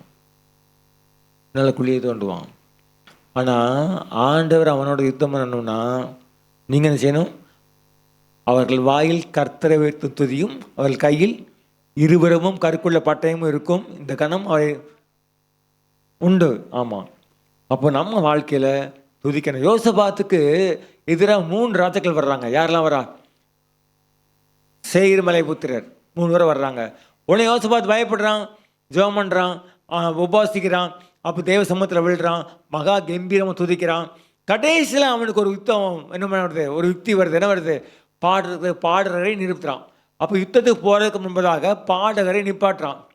யோசபாத்து கையில் ஆர்மி இல்லையா? யோசபாத்து வாயில்லாத பிராணியா? யோசபாத்துக்கு யுத்தம்னா என்னன்னு தெரியாதா? யோசபாத்து ராஜா இல்லையா? ராஜா தான். 11,60,000 பேருள்ள பெரிய பாடல்கள் இருந்துச்சு அவன்கிட்ட. அவன் கையில் குறைஞ்சது 9 லட்சம் பராக்கிரமசாலிகள் இருந்தாங்க. யோசபாத் கோலை கிடையாது, தேடி போய் யுத்தம் பண்ணவன். யோராம்கிட்ட தேடி போய் ஆகாம் துணை பண்ணி நின்றவன். யோசபாத் யாரு? வல்லவன். யோசபாத் யாரு? தளபதி. யோசபாத் யாரு? ஒரு ராஜாவுடைய மகன். ஆனால் எது தெரிஞ்சுக்கூடா தெரியுமா? கர்த்தரை துதியுங்கள், அவர் நல்லவர், அவர் கிருபை எஞ்சி விழுந்து பாடவும் துதிக்கவும் பாடகரை நிப்பாட்டான். அவனுக்கு தெரியும் இந்த துதி செய்யாத வேற எதுவும் செய்யாது. சத்துருக்களை மேற்கொள்ளக்கூடிய ஒரு வல்லமை வேணுமா? இன்னைக்கு வீட்டில் துதிங்க, அங்கே யுத்தம் நடக்கும். அவங்க அதிகாலையில் எழும்பி தெற்கோவனாண்ட பார்க்குறான், ஒருத்தம் கிடையாது. மோவாபியர், அம்மோனியர், சேயீர் மலை புத்திரர் மொத்த பேர் எப்படி இருந்தாங்க? பிணமாக கிடந்தாங்க. பார்த்தாங்க யோசபாத், வாங்க கொள்ளைக்கு. நான் 3 நாள் என்ன பண்ணாங்க? கொள்ளையடிச்சாங்க. உன் சத்துருவை கொள்ளையடிக்கணும் அப்படின்னா உன் கையில் என்ன இருக்கணும்? உன் சத்துரு ஒன்றை கொள்ளையடிக்கணும்னா துதிக்காதீங்க. இன்றைக்கு தேவை துதி. நல்ல ஒரு ஆயுதங்க. துதி ஒரு நல்ல ஆயுதம். துதியை விட்டுறாதீங்க. என்ன பாட்டு பாடி இதே பாட்டை தான் பாடணும், அதே பாட்டு அதே பருப்பு குழம்பு தானே வைக்கிறீங்க, அதே சாம்பார் தானே வைக்கிறீங்க, வைக்காமல் விட்டுறீங்க. அதை மட்டும் நம்ம கரெக்டாக பண்ணுறோமே. ஒரு காரியத்தை மட்டும் நான் உங்களுக்கு சொல்கிற ரகசியமாக, எந்த ஒரு ஆவிக்குரிய காரியத்தை ஜெபமோ அதிகாலை ஜெபமோ ஒருவேளை துதிக்கிறதோ வேத வாசிக்கிறதோ ஒருவேளை உங்களுடைய ஊழியங்களில் ஒரு சின்ன பங்கு கொடுத்துருப்பாங்கன்னு வச்சுக்கோங்களேன், அதை நீங்கள் செய்ய செய்ய செய்ய செய்ய ஒரு வல்லமை வெளிப்படும், ஒரு வல்லமை வெளிப்படும். அந்த வல்லமை இருக்குது பாருங்கள், அதுதான் உங்களுக்கு ஒரு பெரிய மகிமையை கொண்டு வரும், உங்களுக்கு ஒரு கனத்தை கொண்டு வரும், உங்களுக்கு ஒரு உயர்வை கொண்டு வரும், உங்கள் பேரை பிரபலமாக்கும். எனக்கு தேவை துதி என்கிற ஆயுதம், நமக்கு தேவை. தாவீது கையில் கிண்ணறம் இருந்துச்சு, சவுல் கையில் ஈட்டி இருந்துச்சு. அவன் சாவில் என்ன பண்ணுறாங்க, ஆப்போசிட் தான் உட்காந்துருக்காங்க. அப்போ சாப்பிடும் போது என்ன பண்ணுறான், வெறி அவனுக்கு. ஈட்டி என்ன பண்ணுறான், வாங்கி வேகமாக குத்துற. சவுல் தாவீதை சுவரோடே குத்தி போடும்படி வீட்டை எழுதிடுறான். தாவீது விலகி கொண்டான். தாவீதுக்கு அப்படி கரெக்டாக தெரியும், மிஸ்ஸிலாது. மிஸ்ஸில்னா எலக்ட்ரானிக்காக கொஞ்சம் அப்படி டக்கு டக்குன்னு தரங்கிடும். ஆனால் இந்த மிஸ்ஸில் இல்லையே, இது மாம்சம் தானே. ஆனாலும் விலகுச்சு. ஏன்? உள்ளே இருந்தவர் ஆவியானவர். இன்றைக்கு உங்கள் வாழ்க்கையில் கொஞ்சம் மிஸ் ஆகிட்டுடா, கொஞ்சம் நான் சொல்லலாம் நினச்சேன், அதுக்குள்ள அவன் முந்திட்டு போய் என்னை போட்டு கொடுத்துட்டான்டா. இன்றைக்கு உங்கள் அம்புகளையும் உங்களுடைய சத்துருவனுடைய தலைமுடியையும் நீங்கள் ஜெயிக்கணும் அப்படின்னா, கர்த்தர் உங்களுக்கு ஒரு கையில் ஒரு ஆயுதத்தை எதிர்பார்க்குறாரு. துதி என்கிற ஆயுதம். நீ இடைவிடாமல் ஆராதிக்கிற உன் தேவன் உன்னை சிங்கக்கவிக்கு தப்புவிச்சாரா? சிங்கக்கவிக்கு தப்புவிச்சாரா? நான் சொல்லுவேன், சிங்கக்கவி தப்புவிக்கல. யார் தப்புவிச்சார் தெரியுமா? சத்துரு தப்புவிச்சார். 3 பேர் போட்டு கொடுத்தா பார்த்தீங்களா? ராஜா போய் 30 நாள் வரைக்கும் உண்மை தவிர யாருமே கும்பிடக்கூடாது, ஒரு போடுங்க, ஒரு சட்டம் போடுங்க. யாராவது அப்படி பண்ணாங்கன்னா உடனே அவனை சிங்கில் போடணும்னு போட்டான் பாருங்க, அவன் கைக்கு தப்பு வச்சார். சிங்கம் என்ன செய்யும்? பசி இருந்தால் சாப்பிடலாம், போயிட்டு வரான்றோம். ஆனால் அந்த யாரெல்லாம் போய் ராஜா கையில் போய் இந்த சட்டத்தை போட சொல்லி அதை கையெழுத்து போட சொல்லி மாறாத பிரமாணமாக அதை ஏற்படுத்தி அதை செயல்படுத்த நினச்சாங்களோ, அவங்க கைக்கு தப்பு வச்சது மட்டும் இல்லை, அவங்களுடைய மனைவி அவங்க பிள்ளைங்க எல்லாரையும் கொண்டு என்ன பண்ணிட்டாங்க, அதே சிங்கக்கவியில் போட்டாங்க. பைபிள் சொல்லுது, சிங்கம் பாய்ந்து எலும்புகளை நொறுக்கி போட்டது. இப்போ சத்துருக்களுக்கு முன்பதாக ஒரு வெற்றி கிடைக்கணும்னா ஒரு தீர்மானம் எடுங்க. தீர்மானம் துதிங்க. துதிக்கு எல்லையே கிடையாது. தெரியுமா உங்களுக்கு? நான் இடைவிடாமல் ஆராதிக்கிற உன் தேவனை, நான் உயிரோடு இருக்க மட்டும் கர்த்தரை எப்பவும் துதிக்கலாம், எப்பவும் துதிக்கலாம். பஸ்ஸில் போகும்போது துதிக்கலாம், ட்ரெயினில் போகும்போது துதிக்கலாம், நடந்து போகும்போது துதிக்கலாம். மனசுக்குள்ளே ஒரு துதி இருந்துக்கிட்டே இருக்கணும். பாட்டே வரலையா, அவர் நாமங்களை சொல்லுங்கள், உங்கள் வாழ்க்கையில் செஞ்ச அற்புதங்களை சொல்லுங்கள், துதித்துக்கிட்டே இருங்க. நான் ஒரு இடத்துல எனக்கு ஆக்சிடெண்ட் ஆச்சு. அந்த ரோட்டில் நான் அப்புறம் 10 வருஷம் போவேன், ரெடியாக ரெகுலராக போக வேண்டிய ஆகிப்போச்சு. போகும்போதெல்லாம் பைக்கை நிப்பாட்டிட்டு ஒரு ஸ்தோத்திரம் பண்ணி நன்றி செலுத்திட்டு தான் போவேன். Thanksgiving heart. துதி தேங்க்ஸ் கிவிங் ஹார்ட். துதி கர்த்தரை மகிமைப்படுத்தும். துதி நன்மையை திரும்பி பார்க்கும். துதி உங்கள் வாழ்க்கையில் சத்துருக்களை உங்களுக்கு ஜெயிக்க வைக்கும். உங்கள் வாழ்க்கையில் துதியினால் நிரம்பி இருக்கீங்களா? இல்லைன்னா துதிக்க உங்களை ஆயத்தப்படுத்துங்க. கர்த்தரை பாடிடம் பண்ணுங்க, கீர்த்தனம் பண்ணுங்க. 3வது காரியம், சத்துருக்களை ஜெயிக்கக்கூடிய வல்லமை. சங்கீதம் 18:24. ஆகையால் கர்த்தர் என் நீதிக்கும் தம்முடைய கண்களுக்கு முன்னிருக்கிற என் கைகளின் சுத்தத்துக்கும் தக்கதாக எனக்கு பலன் அளித்தார். ஆகையால் கர்த்தர் என் நீதிக்கும் தம்முடைய கண்களின் முன் இருக்கிற என் கைகளின் சுத்தத்திற்கும் தக்கதாக எனக்கு பலன் அளித்தார். 3வது காரியம், ஆண்டவர் நம்மளை உற்று பார்க்குறாரு. ஒழுங்காக இருக்கியா நீ? ஏன்னா யார் சாத்தானுடைய ஹேபிட்னு தெரியுமா? என்ன அவனுக்கு கொடுக்குறீங்க? அவன் எங்கே ஒழுங்காக இருக்கான்? அவன் எங்கே கீழ்ப்படுறான்?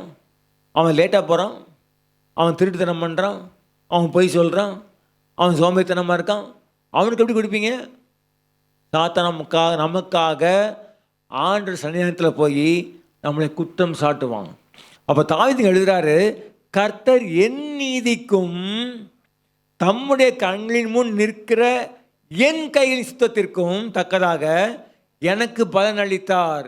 என்ன தாவீது கையில் அப்படி சுத்தம் இருந்துச்சு, என்ன தாவீது கையில் அப்படி ஒரு நீதி இருந்துச்சு. அது அடுத்த வசனம் பாருங்க, 18:22. அவருடைய நியாயங்களை எல்லாம் எனக்கு முன்பாக நிறுத்தினேன், அவருடைய பிரமாணங்களை நான் தள்ளி போடவில்லை. தள்ளி போடுறீங்களா ஐயா? தள்ளி போடுறீங்களா? இங்கே ஒரு வேளை நான் சொல்கிறேன், ஒரு எக்ஸாம்பிள் சொல்கிறேன். சாயங்காலம் வந்து உட்காந்துட்டீங்க, ஒரு 6 மணிக்கு ரிலாக்ஸ் பண்ணணும், ரிலாக்ஸ் பண்ணியாச்சு. ஒரு காஃபி குடிக்கணும், குடிச்சாச்சு. இல்லை ஸ்நாக்ஸ் சாப்பிடணும், சாப்பிட்டாச்சு. வாட்ஸ்அப்பில் செக்கப் பண்ணணும், செக்அப் பண்ணியாச்சு. இப்போ ஆண்டர் சொல்லுவார், எல்லாம் முடிச்சிட்டியா? முடிச்சிட்டேன். கொஞ்சம் பைபிள் எடுக்கும் பாரு. நான் ஆண்டவரே, நான் காலிலேருந்து ஓடி இப்போ தான் வந்து உட்காந்துருக்கேன், அதுக்குள்ளே நீங்கள் பைபிள் எடுன்றீங்களே. ஒரு மணி நேரம் போட்டும், ஒரு 8 மணிக்கு வாசிக்கிறேன். 8 மணி எங்கே போயிடுவோம் தெரியுமா? படுக்கைக்கே போயிடுவோம். தள்ளி போடவில்லை. சிலர் ஆண்டவர் பேசுகிறாரு, சிலர்கிட்ட ஆண்டவர் பேசுகிறாரு. தள்ளி போடுறீங்களா ஐயா? தள்ளி போடுறீங்களா? கர்த்தர் உங்களோட டிமாண்ட் பண்ணும்போது தள்ளி போடுறீங்களா? கர்த்தர் சொல்லும்போது தள்ளி போடுறீங்களா? நம்ம கர்த்தருடைய பிள்ளைங்க, வருகைக்கு ஆயத்தமாகி கொண்டிருக்கிறோம். நம்ம நேற்று பிறந்த ஆவிக்குரிய மனுஷன் இல்லை, நம்ம சமீபத்தில் ரட்சிக்கப்பட்ட ஆள் இல்லை. பல வருஷங்களாக கர்த்தரை தேடி வந்திருக்கிறோம். ஆண்டை ருசிச்சிருக்கிறோம், வல்லமை ருசிச்சிருக்கிறோம், கிருபை ருசிச்சிருக்கிறோம். அவர் எவ்வளோ வல்லமையானவர் நமக்கு தெரியும், அவருடைய பிரசன்னா என்னன்னு தெரியும். ஆண்டு நம்மகிட்ட ஒரு காரியம் சொல்கிறாருன்னா சும்மா நம்மளை டார்ச்சர் பண்ணுறது சொல்ல மாட்டார். அதுக்கு பின்னால் ஒரு வல்லமை இருக்கும், அதுக்கு பின்னால் அவர் சத்தம் இருக்கும், அதுக்கு பின்னால் தேவ நடத்தல் இருக்கும். அதை நீங்கள் என்ன பண்ண முடியாது, ஆராய்ஞ்சு பார்க்க முடியாது. ஒரு காரியத்தை ஆண்டவர் உங்களுக்கு சொல்லும்போது அவனுடைய விளைவு என்னன்றதை சொல்ல மாட்டார், எதற்காகன்றதை சொல்ல மாட்டார். ஆனால் அதுக்கு பின்னால் ஒரு பெரிய அசாதாரணமான ஒரு வல்லமை இருக்கும் இருக்கும். லோத்தை பார்த்து சொல்றாரு, லோத்து மலைக்கு ஓடிப்போ, இதான் நீ அழியாதபடிக்கு மலைக்கு ஓடிப்போ, ஓன் ஜீவன் தப்ப மலைக்கு ஓடிப்போ. முடியாது ஆண்டவரே, நான் செத்து போயிடுவேன். டேய், உன் ஜீவனுக்காக சொல்கிறேன்டா, அதெல்லாம் முடியாது ஆண்டவரே, செத்து போவேன், சோபாருக்கு போகிறேன். போயிட்டான். சரி, சோபார் நான் கவுத்து போடல, உனக்காக போயிரு. வேதம் சொல்லுது, அவன் சோபாரில் குடியிருக்க பயந்து. ஆண்டரோட ஞானமானம, ஆண்டரோட ஞானமாயிட்டோமா? தள்ளி போட்டான், போனான். அதுக்கப்புறம் மலைக்கு போனான். அருவருப்பான சந்ததிகள் எங்கே நினைச்சு பிறந்துச்சு. மோவாபியரும் அம்மோனியரும் இஸ்ரவேலுக்கு அருவருப்பாயிட்டு, ஆண்டவருக்கு அருவருப்பாயிட்டாங்க. 10 தலைமுறை உள்ள வரக்கூடாதுன்னு சொல்லிட்டாரு. தள்ளி போடுறீங்களா ஐயா? இன்னைக்கு நேரத்தை தள்ளி போடுறீங்களா? நாட்டில் தள்ளி போடுறீங்களா? மாற்ற தள்ளி போடுறீங்களா? நான் ஒருத்தரை மீட் பண்ணேன், ஒரு காட்டுக்கு மீட் பேருக்கும் போனேன். அப்போ அவர்கிட்ட பேசியிருக்கும் சொன்னார், ஒரு 6 வருஷம் வேஸ்ட் ஆகிட்டு அவருக்கு, அவர் லைஃப்பில். அதை பற்றி தான் அவர் என்கிட்ட பேசினார். அப்போ நான் ஏன் அப்படி ஆயிடுச்சு அப்படின்னா, ஆண்டவர் சொன்னார், ஒரு 3 நாள் உபவாசி, இந்த ப்ராப்ளத்தை நான் சால்வ் பண்ணுறேன் உனக்கு, இந்த பிரச்சனைக்கு பின்னால் ஒரு சாபம் இருக்கு உனக்கு. ஸோ அந்த 3 நாள் பிரத்யேகப்படுத்து. நீ எங்கேயோ ஊருக்கு போகணுன்னு நினைக்கிற, சுற்றி பார்க்கணுன்னு நினைக்கிற பிள்ளைகளை கூட்டிட்டு போகாத. இது உன் குடும்பத்துக்கு முக்கியமான டைம் இது. அந்த டிக்கெட்டெல்லாம் நீ கேன்சல் பண்ணு, தேவ சமூகத்தில் உன் குடும்பத்தை கூப்பிடு, நல்லா ஜெபி. நிறைய கொஞ்சம் சில சாபங்கள் இருக்குது. நிறைய டிக்கெட் புக் பண்ணிட்டேன். எப்படி சாமின்னு எல்லா ஃப்ரெண்ட்ஸையும் சொல்லிட்டேன், போகிறேன்னு. இப்போ வந்து திடீர்னு நிப்பாட்டிட்டுருக்கேன், என்னால் முடியாது சாமின்ட்டாரான். ஆண்டு விட்டார். அவர் திரும்பி வந்த பிறகு அடி விழுந்தது பாருங்கள். வீட்டில் மாற்றி ஹாஸ்பிட்டல், மாற்றி பிரச்சனை, மாற்றி லாஸு, பணங்கள் இழந்தாங்க, வேலையை இழந்தார். வந்து கொஞ்ச நாள்லே வேலைக்கு ஆப்பு வந்துருச்சு. அழுதாரு, ஆண்டவரே ஆண்டாரு. நோ பதில். 6 ஆண்டுகள் புடச்சி எடுத்தார் ஆண்டவர். 7th இயரில் தான் விடுதலை கொடுத்தார். இந்த சாபத்தினுடைய முள் வெளியே வரல. ஆண்டவர் சொல்கிறாருன்னா இட் இஸ் இம்பார்ட்டண்ட். நீங்கள் விசுவாசிங்க, தேவனுடைய பிள்ளைங்க, தேவன் நெருங்கி வர்றவங்க விட்டுறாதீங்க. ஆண்டவருக்கு ஒரு வருஷம், ஒரு நாள் 1000 வருஷம். ஒரு நாள் தள்ளி போட்டால் கூட உங்கள் வாழ்க்கையில் எத்தனை வருஷங்கள் இழக்க வேண்டியது இருக்கும். ஒருவேளை இன்றைக்கி ஆண்டு உங்கள் உள்ளத்தில் உணர்த்தாருன்னா மன்னிப்பு கேளுங்க. ஆண்டவரே, நான் நீங்கள் சொல்லும் போதெல்லாம் தள்ளி போட்டேன், இப்போ நான் செய்கிற ரெடி, நீங்கள் சொல்ல மாட்டேன்றீங்க. விரயங்கள், காலம் விரயமாகிட்டே இருக்கும் உங்கள் வாழ்க்கையில். ஒன்றே ஒன்று சொல்கிறேன், மனுஷன்கிட்ட போய் ஒரு காரியத்தை டக்குன்னு கேட்கலாம், அவன் தரலைன்னா அடுத்தது வாங்கிடலாம். ஆண்டவர்கிட்ட மட்டும் அப்படி வர முடியாது. நேரம்னா நேரம்தான். கெத்செமனேல ஜெபம் சொல்கிறாரு, பேதுருவே 1 மணி நேரம் விழிச்சிருப்பான், போனார், திரும்பி வந்தார். பேதுருவே இன்னும் நித்திரை பண்ணுகிறாயா, 1 மணி நேரம் விழித்திருக்க கூடாதா, போனார், திரும்பி வந்தார், போதுன்ட்டார். மனம் கசந்து அழுதான், மனம் கசந்து அழுதான். ஒருவேளை ஆண்டவர் மன்னிச்சிட்டாரு, மற்றவங்க கூட அதை என்ன பண்ணியிருப்பாங்க, சரி பேதுரு நல்லா வைராக்கியம் இருந்தான்னு நினச்சிருப்பாங்க. ஆனால் பேதுருக்கு உள்ள குத்து இருக்கு பாருங்க, அது பேதுருக்கு மட்டும் தான் தெரியும். அவ்வளோ அதிகமாக ஆண்டவரை நேசித்தவன் மறுதளிச்சிட்டான். தள்ளி போடாதீர்கள், தாவீது தள்ளி போடவில்லைன்னு ஆண்டவர்கிட்டே சொல்கிறான். அடுத்தது என்ன சொல்கிறான் பாருங்க, 18:23. அவர் முன்பாக நான் மன உண்மையாய் இருந்து யாரும் உங்ககிட்ட வெயில் வசதியா, எத்தனை வசதி, எவ்வளோ ஜோம் பண்ண, எவ்வளோ துதிச்ச, எவ்வளோ காணிக்க கொடுத்த, எவ்வளோ ஊழியம் செஞ்ச, கேட்க மாட்டாங்க. ஆனால் அவங்க உண்மை எங்கே தெரியுமா தெரியும், உள்ளத்தில் உண்மை இருக்க விரும்புகிறீர். உள்ளந்தாங்க சாட்சி, உள்ளந்தான் சாட்சி. சொல்ல முடியுமா ஆண்டவர்கிட்ட நம்ம இதை மாதிரி சொல்ல முடியுமா? உண்மையாக இருந்து, காலேபை பார்த்து ஆட்ட சொல்கிறார், எனக்கு உண்மையாக என்னை பின்பற்றினவன். காலேப்ட யோசுவா பேசும்போது காலேப் சொல்லுவான், நான் அங்கே போனேன், வேற காணேசத்தை வேவு பார்க்க போனேன், என் உள்ளத்தில் இருந்தபடியே செய்தியை கொண்டு வந்தேன். அதனால தான் ஆண்டவர் சொல்கிறாரு, உத்தமமாய் பின்பற்றின காலேப் அதில் பிரவேசிப்பான். காலம் தள்ளிகிட்டே போங்க, பின்னால் ஒருத்தர் ட்ராக் பண்ணிகிட்டே இருக்கிறாரு. எவ்வளோ உண்மையாக இருந்தோம், எவ்வளோ உண்மையாக இருந்தோம், ஜெபத்தில் எவ்வளோ உண்மையாக இருந்தோம், துதியில் எவ்வளோ உண்மையாக இருந்தோம், அதிகாலை ஜெபத்தில் எவ்வளோ உண்மையாக இருந்தோம், ஆண்டவருக்கு கீழ்ப்படிவதில் எவ்வளோ உண்மையாக இருந்தோம். ஒருவேளை நம்முடைய ஆஃபீஸ் ரெக்கார்டு பக்காவாக இருக்கும், பெர்ஃபெக்ட். ஆண்டவர் ரெக்கார்டு, இந்த உபவாச நாட்களில் ஒரு தீர்மானம் எடுங்க, உண்மையாக இருப்பேன் சாமி, உண்மையாக இருப்பேன். ஓசியா ராஜா சொல்கிறான், ஏன் சொல்கிறது, முழு இதயத்தோடும் முழு ஆத்மாவோடும் முழு பலத்தோடும் தேவன்ட அன்பு கூர்ந்த அவனை போல் முன்னும் இல்லை பின்னும் இல்லை. நியாயசாஸ்திரம் கேட்குற ஆண்டவர்கிட்ட, நித்திய ஜீவனை சுதந்திரிக்கிற என்ன செய்ய வேண்டும்? இஸ்ரவேலை கேள், உன் தேவனாக்கத்தில் முழு இதயத்தோடும் முழு ஆத்மாவோடும் முழு மனதோடும் அன்பு கூறு. ஃபஸ்ட்டு பிரமாணமே அதாங்க. அது உண்மை இருக்கா? நீங்கள் ஆண்டவர் சமூகத்தில் ஆராய்ச்சி பார்த்து, இந்த காரியத்தில் நான் உண்மையாக இல்லை சாமி, நான் உண்மையாக இருக்க நான் ஒப்பு கொடுக்குறேன்னு சொல்லுங்கள். இன்னொரு காரியம் பாருங்க, 18:21. கர்த்தருடைய வழிகளை கை கொண்டு வந்தேன், நான் என் தேவனுக்கு துரோகம் பண்ணினதில்லை. நான் என் தேவனுக்கு துரோகம் பண்ணினதில்லை. ஆண்டவருக்கே மனுஷனு நமக்கு துரோகம் பண்ணவங்கள நம்ம மன்னிக்கிறோமாங்க? போராடுறோம். நம்ம மன்னிச்சு ஆண்டு சமூகத்தில் மன்னிப்பு கேட்டு ஜோமனாலும் திடீர்னு ஞாபகம் வரும்போது என்ன பண்ணுறது? வெறி வருது, கோபம் வருது. என்ன இருந்தாலும் பண்ணிட்டான் பாரு இப்படி, சரி ஆண்டவரை மன்னிச்சுவோம் ஆண்டவரை அப்படி சொல்லிடுவோம். நம்ம ஆண்டவருக்கு துரோகம் பண்ணினதில்லை தாவீது சொல்கிறாரு.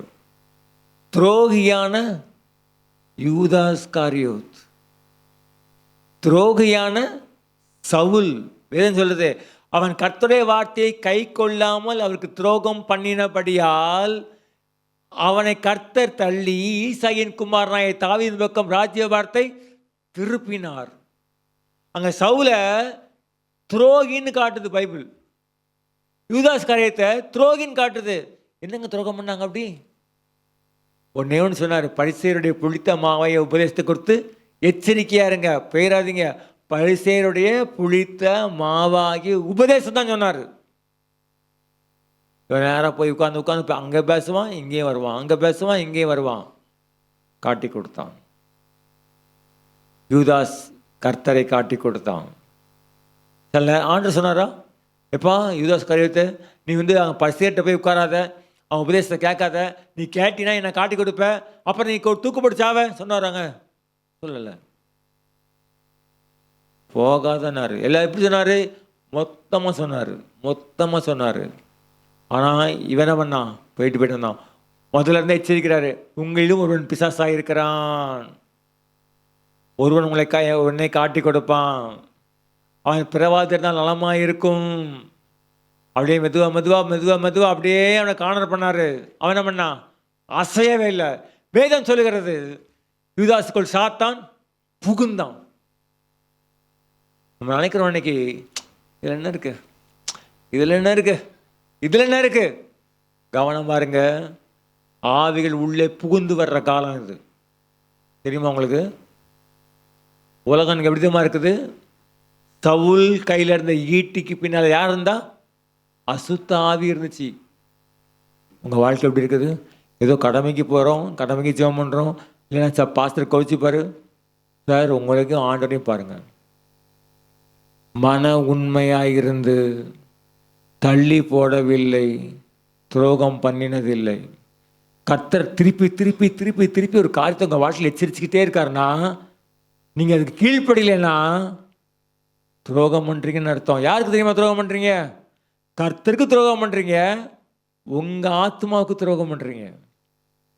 யூதாஸ் காரியத்தை ஆண்டரை காட்டி கொடுத்ததுனால சம்முன்னு உட்கார்ந்தான். அவன் அலக்கழிக்கப்பட்டான்.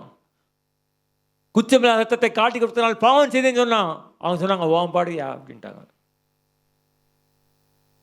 பயங்கரமான காலங்களில் வாழ்ந்துக்கிட்டு இருக்கோம்.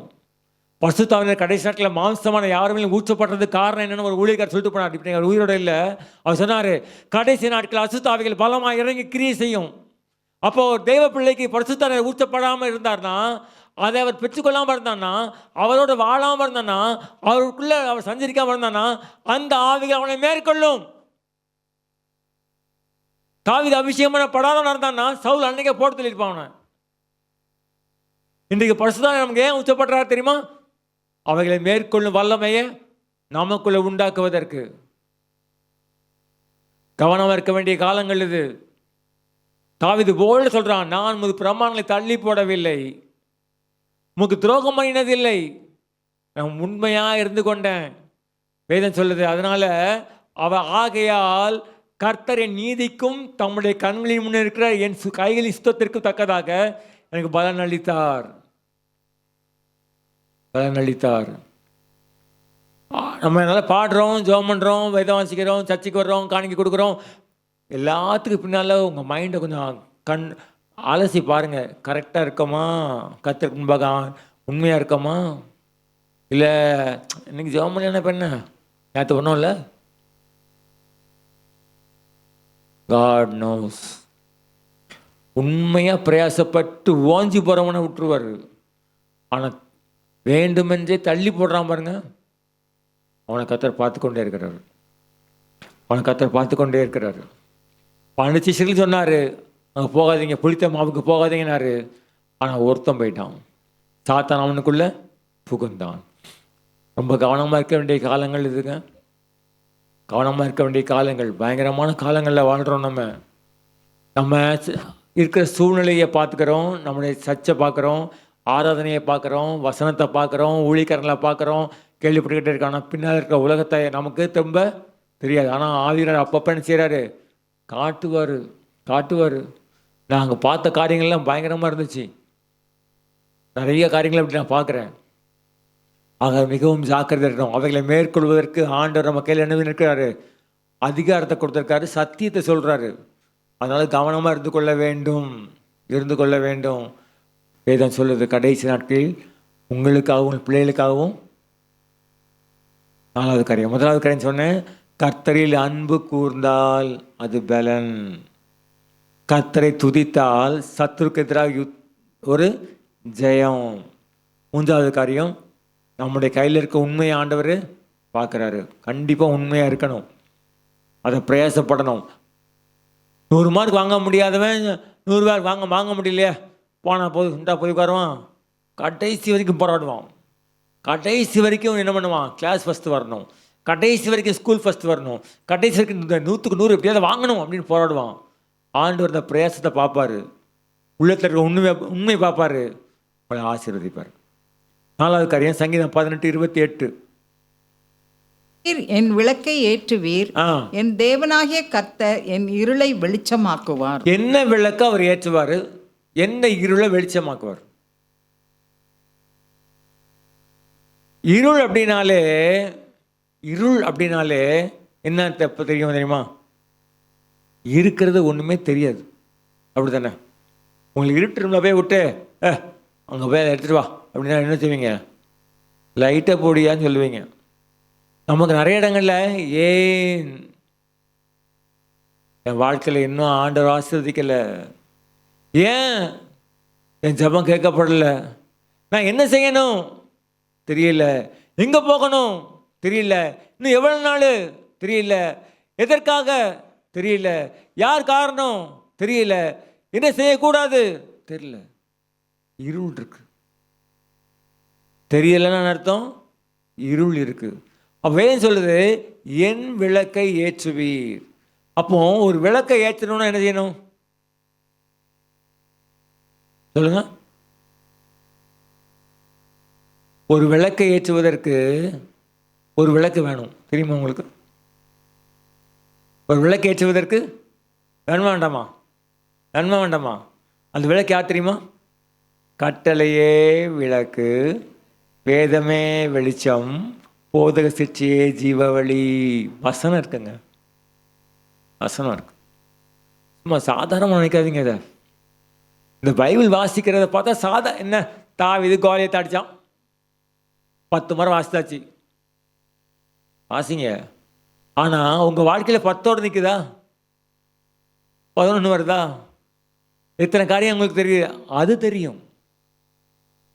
தெரியும். நான் முன்னாடி சொல்லியிருக்கேன் ஆரம்பத்தில், வேதம் வாசிங்க, ஒருவேளை வேதம் புரியாது ஆனால் கணக்கு புரியும். வேதம் வாசிங்க ஆனால் சயின்ஸ் புரியும். வசனத்தை வாசிக்கிறதுனால ஒன்றுமே இல்லை, தயவு செய்து நினைச்சிடாதீங்க. தேவரீர் உமது சகல பிரஸ்தாபத்தை பார்க்கிலும் வார்த்தையை வகைப்படுத்துகிறார். இப்போட பாஸ்டரைய சொன்னாங்க, வானமும் பூமியும் ஒழிந்து போகும், என் வார்த்தைகளோ அப்படி தான் அந்த மெசேஜுக்கு முன்னாடி சொன்னாங்க. வசனம் வாசிக்கணும். எனக்கு ஒரு எக்ஸ்பீரியன்ஸ் இருக்குது. அப்போது நான் ஒரு கம்பெனியில் இருக்கும்போது ஒரு ப்ராடக்ட் சரியாக வரல. ரொம்ப அட்டம் அடிக்கிறாங்க, ஏன்னா அதுக்கு நல்ல சேல்ஸ், நல்ல டிமாண்ட் இருக்குது. ஆனால் அந்த ப்ராடக்ட் வந்து மார்க்கெட்டில் கொண்டு போனால் மார்க்கெட்டில் ரிஜெக்ட் ஆகுது. இல்லை வேணான்றாங்க. எவ்வளோ ரெக்கமெண்டேஷன் பண்ணிலாம் கொடுக்குறாங்க, ஆனால் மார்க்கெட்டில் அக்செப்ட் பண்ண மாட்டேன்றாங்க. ஏன்னா அது சின்ன ஃபால்ட் இருந்துச்சு. அதே ப்ராடக்டை ஒரு கம்பெனிக்காரன் போடுறான், அவன் கொள்ளலாமல் சம்பாதிக்கிறான். தனியாக ஃபேக்ட்ரியே போட்டான் அதுக்கு. உடனே இவங்க என்ன பண்ணாங்கன்னா அவனை ப்ரைவ் பண்ணாங்க. அங்கே இருக்கிற ஒர்க்கர்ஸை ப்ரைவ் பண்ணி ஃப்ளைட்டில் கூட்டிகிட்டு வந்து போட்டு கொடுத்துருப்பா, சீக்கிரத்தை சொல்லுப்பா அப்படின்னு. வந்தவன் சும்மாவாக இருந்தான், அவன் சொல்லியும் சொல்லாமல் போயிட்டான். 4 குறைய சொல்லி இதனால தாங்க வரலன்ட்டு போயிட்டான். உடனே என்ன பண்ணாங்க, சரிப்படுத்திடலாம் அப்படின்னு உடனே லட்சமாக இறக்கி என்ன பண்ணாங்க, புது எக்யூப்மெண்ட்லாம் வாங்கி போட்டு அது பிரச்சனை. ஆனால் வரல. அவன் இவங்களை என்ன பண்ணிட்டான், ஏமாத்திட்டு போயிட்டான். நான் எடுத்தேன், அது கர்த்தருக்கு மகிமையாக சொல்கிறேன். நான் அதை எடுத்தேன். நான் போய் அதை எடுக்கிறதுக்கு ஃபஸ்ட்டு ஸ்டெப் வைக்கும்போது ஜெபம் பண்ணேன். என் பக்கத்தில் ஒரு ஏஞ்சல் வந்தார். ஒரு ஏஞ்சல் ஆஃப் காட் நிற்கிறத நான் பார்த்தேன். சொல்ல செஞ்சேன். ப்ராடக்ட் வந்துருச்சு. உடனே 3 லேபுக்கு அனுப்பிச்சாங்க. அதை பாம்பேக்கு ஒன்று, பெங்களூருக்கு ஒன்று, வெளிநாட்டுக்கு அனுப்பிச்சாங்க. 3 சக்ஸஸ் ஆகிடுச்சு. ப்ராடக்ட் ஓகே அப்படின்ட்டாங்க. நான் அந்த கம்பெனி விட்டு வெளியே வந்துட்டேன். வெளியே வந்த பிறகு நான் கல்லூரியில் இருக்கும்போது என்னுடைய டிபார்ட்மெண்ட் வெப்சைட்டில் அதை போட்டிருந்தேன். இந்த ப்ராடக்டை நான் அச்சீவ் பண்ணி எடுத்தேன்னு. அது எவ்வளோ சீக்கிரட்டு சொல்லாமல் இருக்கணுன்றதான் தெரில. அப்போ சைனாவிலேருந்து ஒரு பையன் அனுப்பியிருந்தான், thanks a lot teacher, thanks a lot. அதில் போட்டிருக்கான், I have visited 1700 websites and found this product in your page. 1700 பேருக்கு மேலே உள்ள ஒரு ஞானத்தை கர்த்தர் கொடுத்தாருன்னா உங்கள் வாழ்க்கையில் தர மாட்டார்? உங்கள் வாழ்க்கையில் இருக்க சத்ரு உங்களுக்கு மேலே ஜெயிக்கிறான் பாருங்கள், உங்கள் ஷோல்டரை பிடிக்கிறான் பாருங்கள், அதை உடைக்கிறதுக்கு சரியான வல்லம் எங்கே தெரியுமா இருக்குது? வேதம். வேதம். Don't under estimate. 10,000 யூடியூப்பை பார்க்குறத விட see this 10 pages, 10 சாப்டரை பாருங்கள், தெரியும் உங்களுக்கு இது எவ்வளோ வெயிட்டுன்னு தெரியும். என்னை உட்காந்து உட்காந்து உட்காந்து உட்காந்து யூடியூப்பை பார்த்துக்கிட்டு இருக்காங்க நிறைய பேர். நான் சொல்கிறேன் உங்களுக்கு, அது உலகத்தின் ஆவி, இது தேவ ஆவி. வேதம் சொல்லுது யோசேப்பை பற்றி, தேவ ஆவியை பற்றி இவனை போல் வேறு ஒரு உண்டோ? நீங்கள் நம்ம ஆண்டவர் யாரையும் அவர் வார்த்தை என்பதையும் நம்ம அவ்வளோ தூரம் நம்ம பார்க்க வேண்டிய அளவு பார்க்கலைங்க. அதனால தான் இன்றைக்கி எங்கேயோ ஒரு இடத்துல இருள் வந்துருக்கிட்டே இருக்குது. ஏன் ஏன் ஏன் ஏன் எப்படி எப்படி எப்படி எப்படி ஏன் கிடைக்க மாட்டேங்குது? அந்த இருளை அடித்து விரட்டுறதுக்கு ஒரு வெளிச்சம் அடிக்கணும்னா வசனம். இந்த வசனத்துலேருந்து என் வீட்டுக்கு எப்படிங்க வெளிச்சம் வரும்? இதை வாசிங்க, அங்கே வெளிச்சம் வரும். இதை வாசிங்க, அங்கே வெளிச்சம் வரும். தாவீதை பற்றி, தாவீது நிற்கிறான், கோலியத்தங்க நிற்கிறான். தாவீது, சவுல் ஓடுறான், அவன் சேவகர்லாம் ஓடுறாங்க.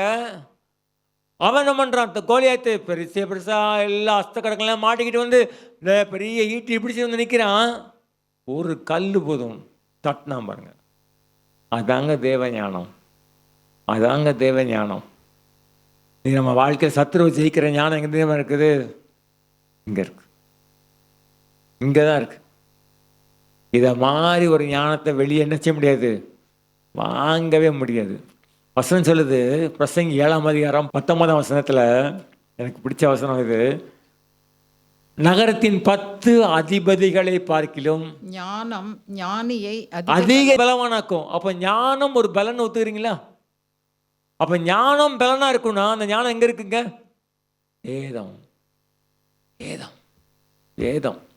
100 வசனம் இருக்கு பாருங்க, 8ஆம் அதிகாரம் 1 வசனம், அதே பிரசங்கில, ஞானம் உள்ளவனுக்கு ஒப்பானவன் யார்? காரியத்தின் தாற்பயத்தை அறிந்தவன். ஞானம் உள்ளவனுக்கு ஒப்பானவன் யார்?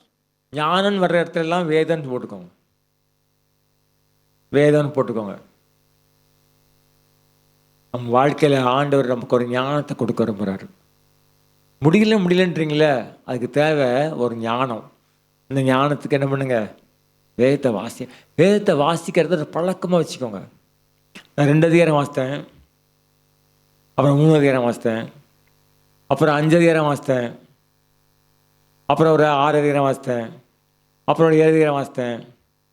இன்றைக்கி 18 அதிகாரம் வாசிக்கிறேன். ஏன்னா ரிட்டையர்ட் ஆகிட்டேன். ஓகேவா, ரிட்டையர்ட் ஆகிட்டேன். அதனால் இந்த மாதிரி இங்கே வாசிங்கன்னு சொல்ல முடியாது. கத்தன்ட்ட எதிர்பார்க்குறாரு, நான் வாசிக்கிறேன். ஆனால் நான் சொல்ல முடியும், உங்கள் வாழ்க்கையில் எல்லா ஸ்டேஜ்லேயுமே வாசிக்கிறது எனக்கு கஷ்டமாக தான் இருந்துச்சு. 2 அதிகாரம் வாசிக்கும் போதும் கஷ்டமாக தான் இருந்துச்சு, 3 அதிகாரம் வாசிக்கும் போதும் கொஞ்சம் கஷ்டம் இருந்துச்சு, 5 வாசிக்கும் போதும் கஷ்டம் இருந்துச்சு. இப்போ 18 வாசிக்கிறது இப்போவும் கஷ்டமாக தான் இருக்குது. இல்லைன்னு சொல்ல முடியாது, 2 மணி நேரம் ஆகும், 2.5 மணி நேரம் ஆகிடும். ஆனால் நான் சொல்கிறேன் உங்களுக்கு, ஞானம். ஞானம். எங்கள் வீட்டில் ஒரு 3 பைப் லைன் இருந்துச்சு, தண்ணியே வரல. அதில் ஒரு லைன் தண்ணியே வரல. நான் ப்ளம்பர் கூப்பிட்டு பார்த்தேன், அவன் டேப்பு மாற்றிட்டேன் சார், நான் டேப் மாற்றிட்டேன். கொஞ்ச நாள் வந்து நின்று போச்சு. திருப்பி இன்னொரு ப்ளம்பராக கூப்பிட்டு வந்தேன். அவன் சொன்னால், இது லைன் ஏதோ பிரச்சனை இங்கே அடைச்சிட்டு இருக்கு சார், அதுக்கு மொத்தமாக கழட்டி க்ளீன் பண்ணணுன்ட்டான். வரல. ஒரு நாள் எல்லாம் பைப் வசத்தேன், ஜோம் பண்ண முடிச்சவன் ஃப்ரீயாக இருந்தேன். தூக்கம் ரமாச்சு, தூங்கக்கூடாது இப்போ தேவையில்லாமல் அப்படின்ட்டு அப்படியே இருந்துச்சு. மேலே போனேன். போய் என் டெரஸ் அப்படி சுற்றி பார்த்து இந்த லைன் எங்கே வருதுன்னு பார்த்தேன். ஆண்டு அழகாக சொன்னாள், லைனே தப்பு. அங்கே ஆரம்பத்தில் போடும்போது தப்பாக போட்டான். அது யாருக்கு தெரில, எங்களுக்கும் தெரில, வந்தவனுக்கும் தெரில. அழகாக ஒரு ஞானம் கொடுத்தாரு, செட் பண்ணி விட்டு திறந்து விட்டேன். 2 பைப் தண்ணி வந்துச்சு. முதியோர்களை பார்க்கலும் ஞானம். பைபிளத்தையும் உங்களுக்கு 119 எனக்கு தெரிஞ்சிருக்கும். அப்புறம் சத்துருக்களை பார்க்கலும், போய்த்தவர்களை பார்க்கலும், டீச்சருக்கு மேலே டீச்சர், எனிமிக்கு மேலே வல்லமை, எங்களை மாதிரி ஓல்டு பீப்புளுக்கு மேலே ஞானம். வேதம் தரும், வேதம் தரும். இந்த நாளையும் கொண்டு தாவி யாரை ஜெயித்தான்? சவுலையும் அவன் மனுஷரையும் எல்லாரும். சவுல் செத்து போனான், எல்லாரும் போய் தாவீதை கேட்டாங்க, தாவீது சவுல் காலத்திலேயே நீ தான்ப்பா ராஜாவாக இருந்த, கர்த்தர் ஒன்றை கொண்டு நடத்தினாரு, எங்கள் மேலே ராஜாவாருன்னு கூட்டிட்டு வந்து எப்ரோனில் தேவ சமூகத்தில் அவனை ராஜாவாக வச்சாங்க. நீங்கள் யார் தெரியுமா? நீங்கள் யார் தெரியுமா? நீங்கள் ராஜா, நீங்கள் ராஜா, நீங்கள் ராணி. அப்போ அந்த வல்லமையை பெற்றுக்கொள்வதற்கு ஆண்டவங்களை என்ன பண்ணுறாரு? எதிர்பார்க்குறாரு. ஸோ 4 காரியம். முதலாவது காரியம் என்ன சொன்னேன்? அன்பு கூர்ந்தாலே அதிகாலை ஜெபம். 2வது காரியம் துதிங்க. காலையில் எழுப்பி துதிச்சு பாருங்களேன், அது லெவலே வேற, கர்த்தர் துதிக்கிறது. 3வது காரியம் உண்மை. உண்மை உங்கள் கேலண்டர் ஒன்று இருக்கும்ல உங்கள் வீட்டில், அதில் என்னைக்கு கரெக்டாக ஜெபம் பண்ணியிருக்கீங்க, வேதம் வாசிச்சிருக்கீங்க கரெக்டா, அதை ஒரு டிக் போட்டு பாருங்கள். மாத கடைசியில் தெரிஞ்சிடும் நீங்கள் எவ்வளோ இருக்கிறீங்கன்னு. அப்போ இம்ப்ரூவ் பண்ணுறதுக்கு வசதியாக இருக்கும். 4வது காரியம் வசனம். வாஸ்து பாருங்கள், தேவ ஞானம் வெளிப்படும். கண்ணில் முடி ஜெபம் பண்ணுவோமா? மகா இறக்கமும் கிருபை இருந்த பரம தகப்பனே, நான் மத்தியில் நீங்கள் அசைவாடி கொண்டிருந்த தயவுக்காக ஸ்தோத்திரம்ப்பா. ஆண்டு எங்களுக்கு எதிராக இருக்கிற பெரிய மதில், உலகம் என்கிற மதில், மனுஷர் என்கிற மதில், சவுல் என்கிற ஆவி, அவன் பின்னால் இருக்கிற அம்புகள் ஆண்டவரே எதிராக இருக்குப்பா. நாங்கள் ஓஞ்சி உட்கார முடியலப்பா.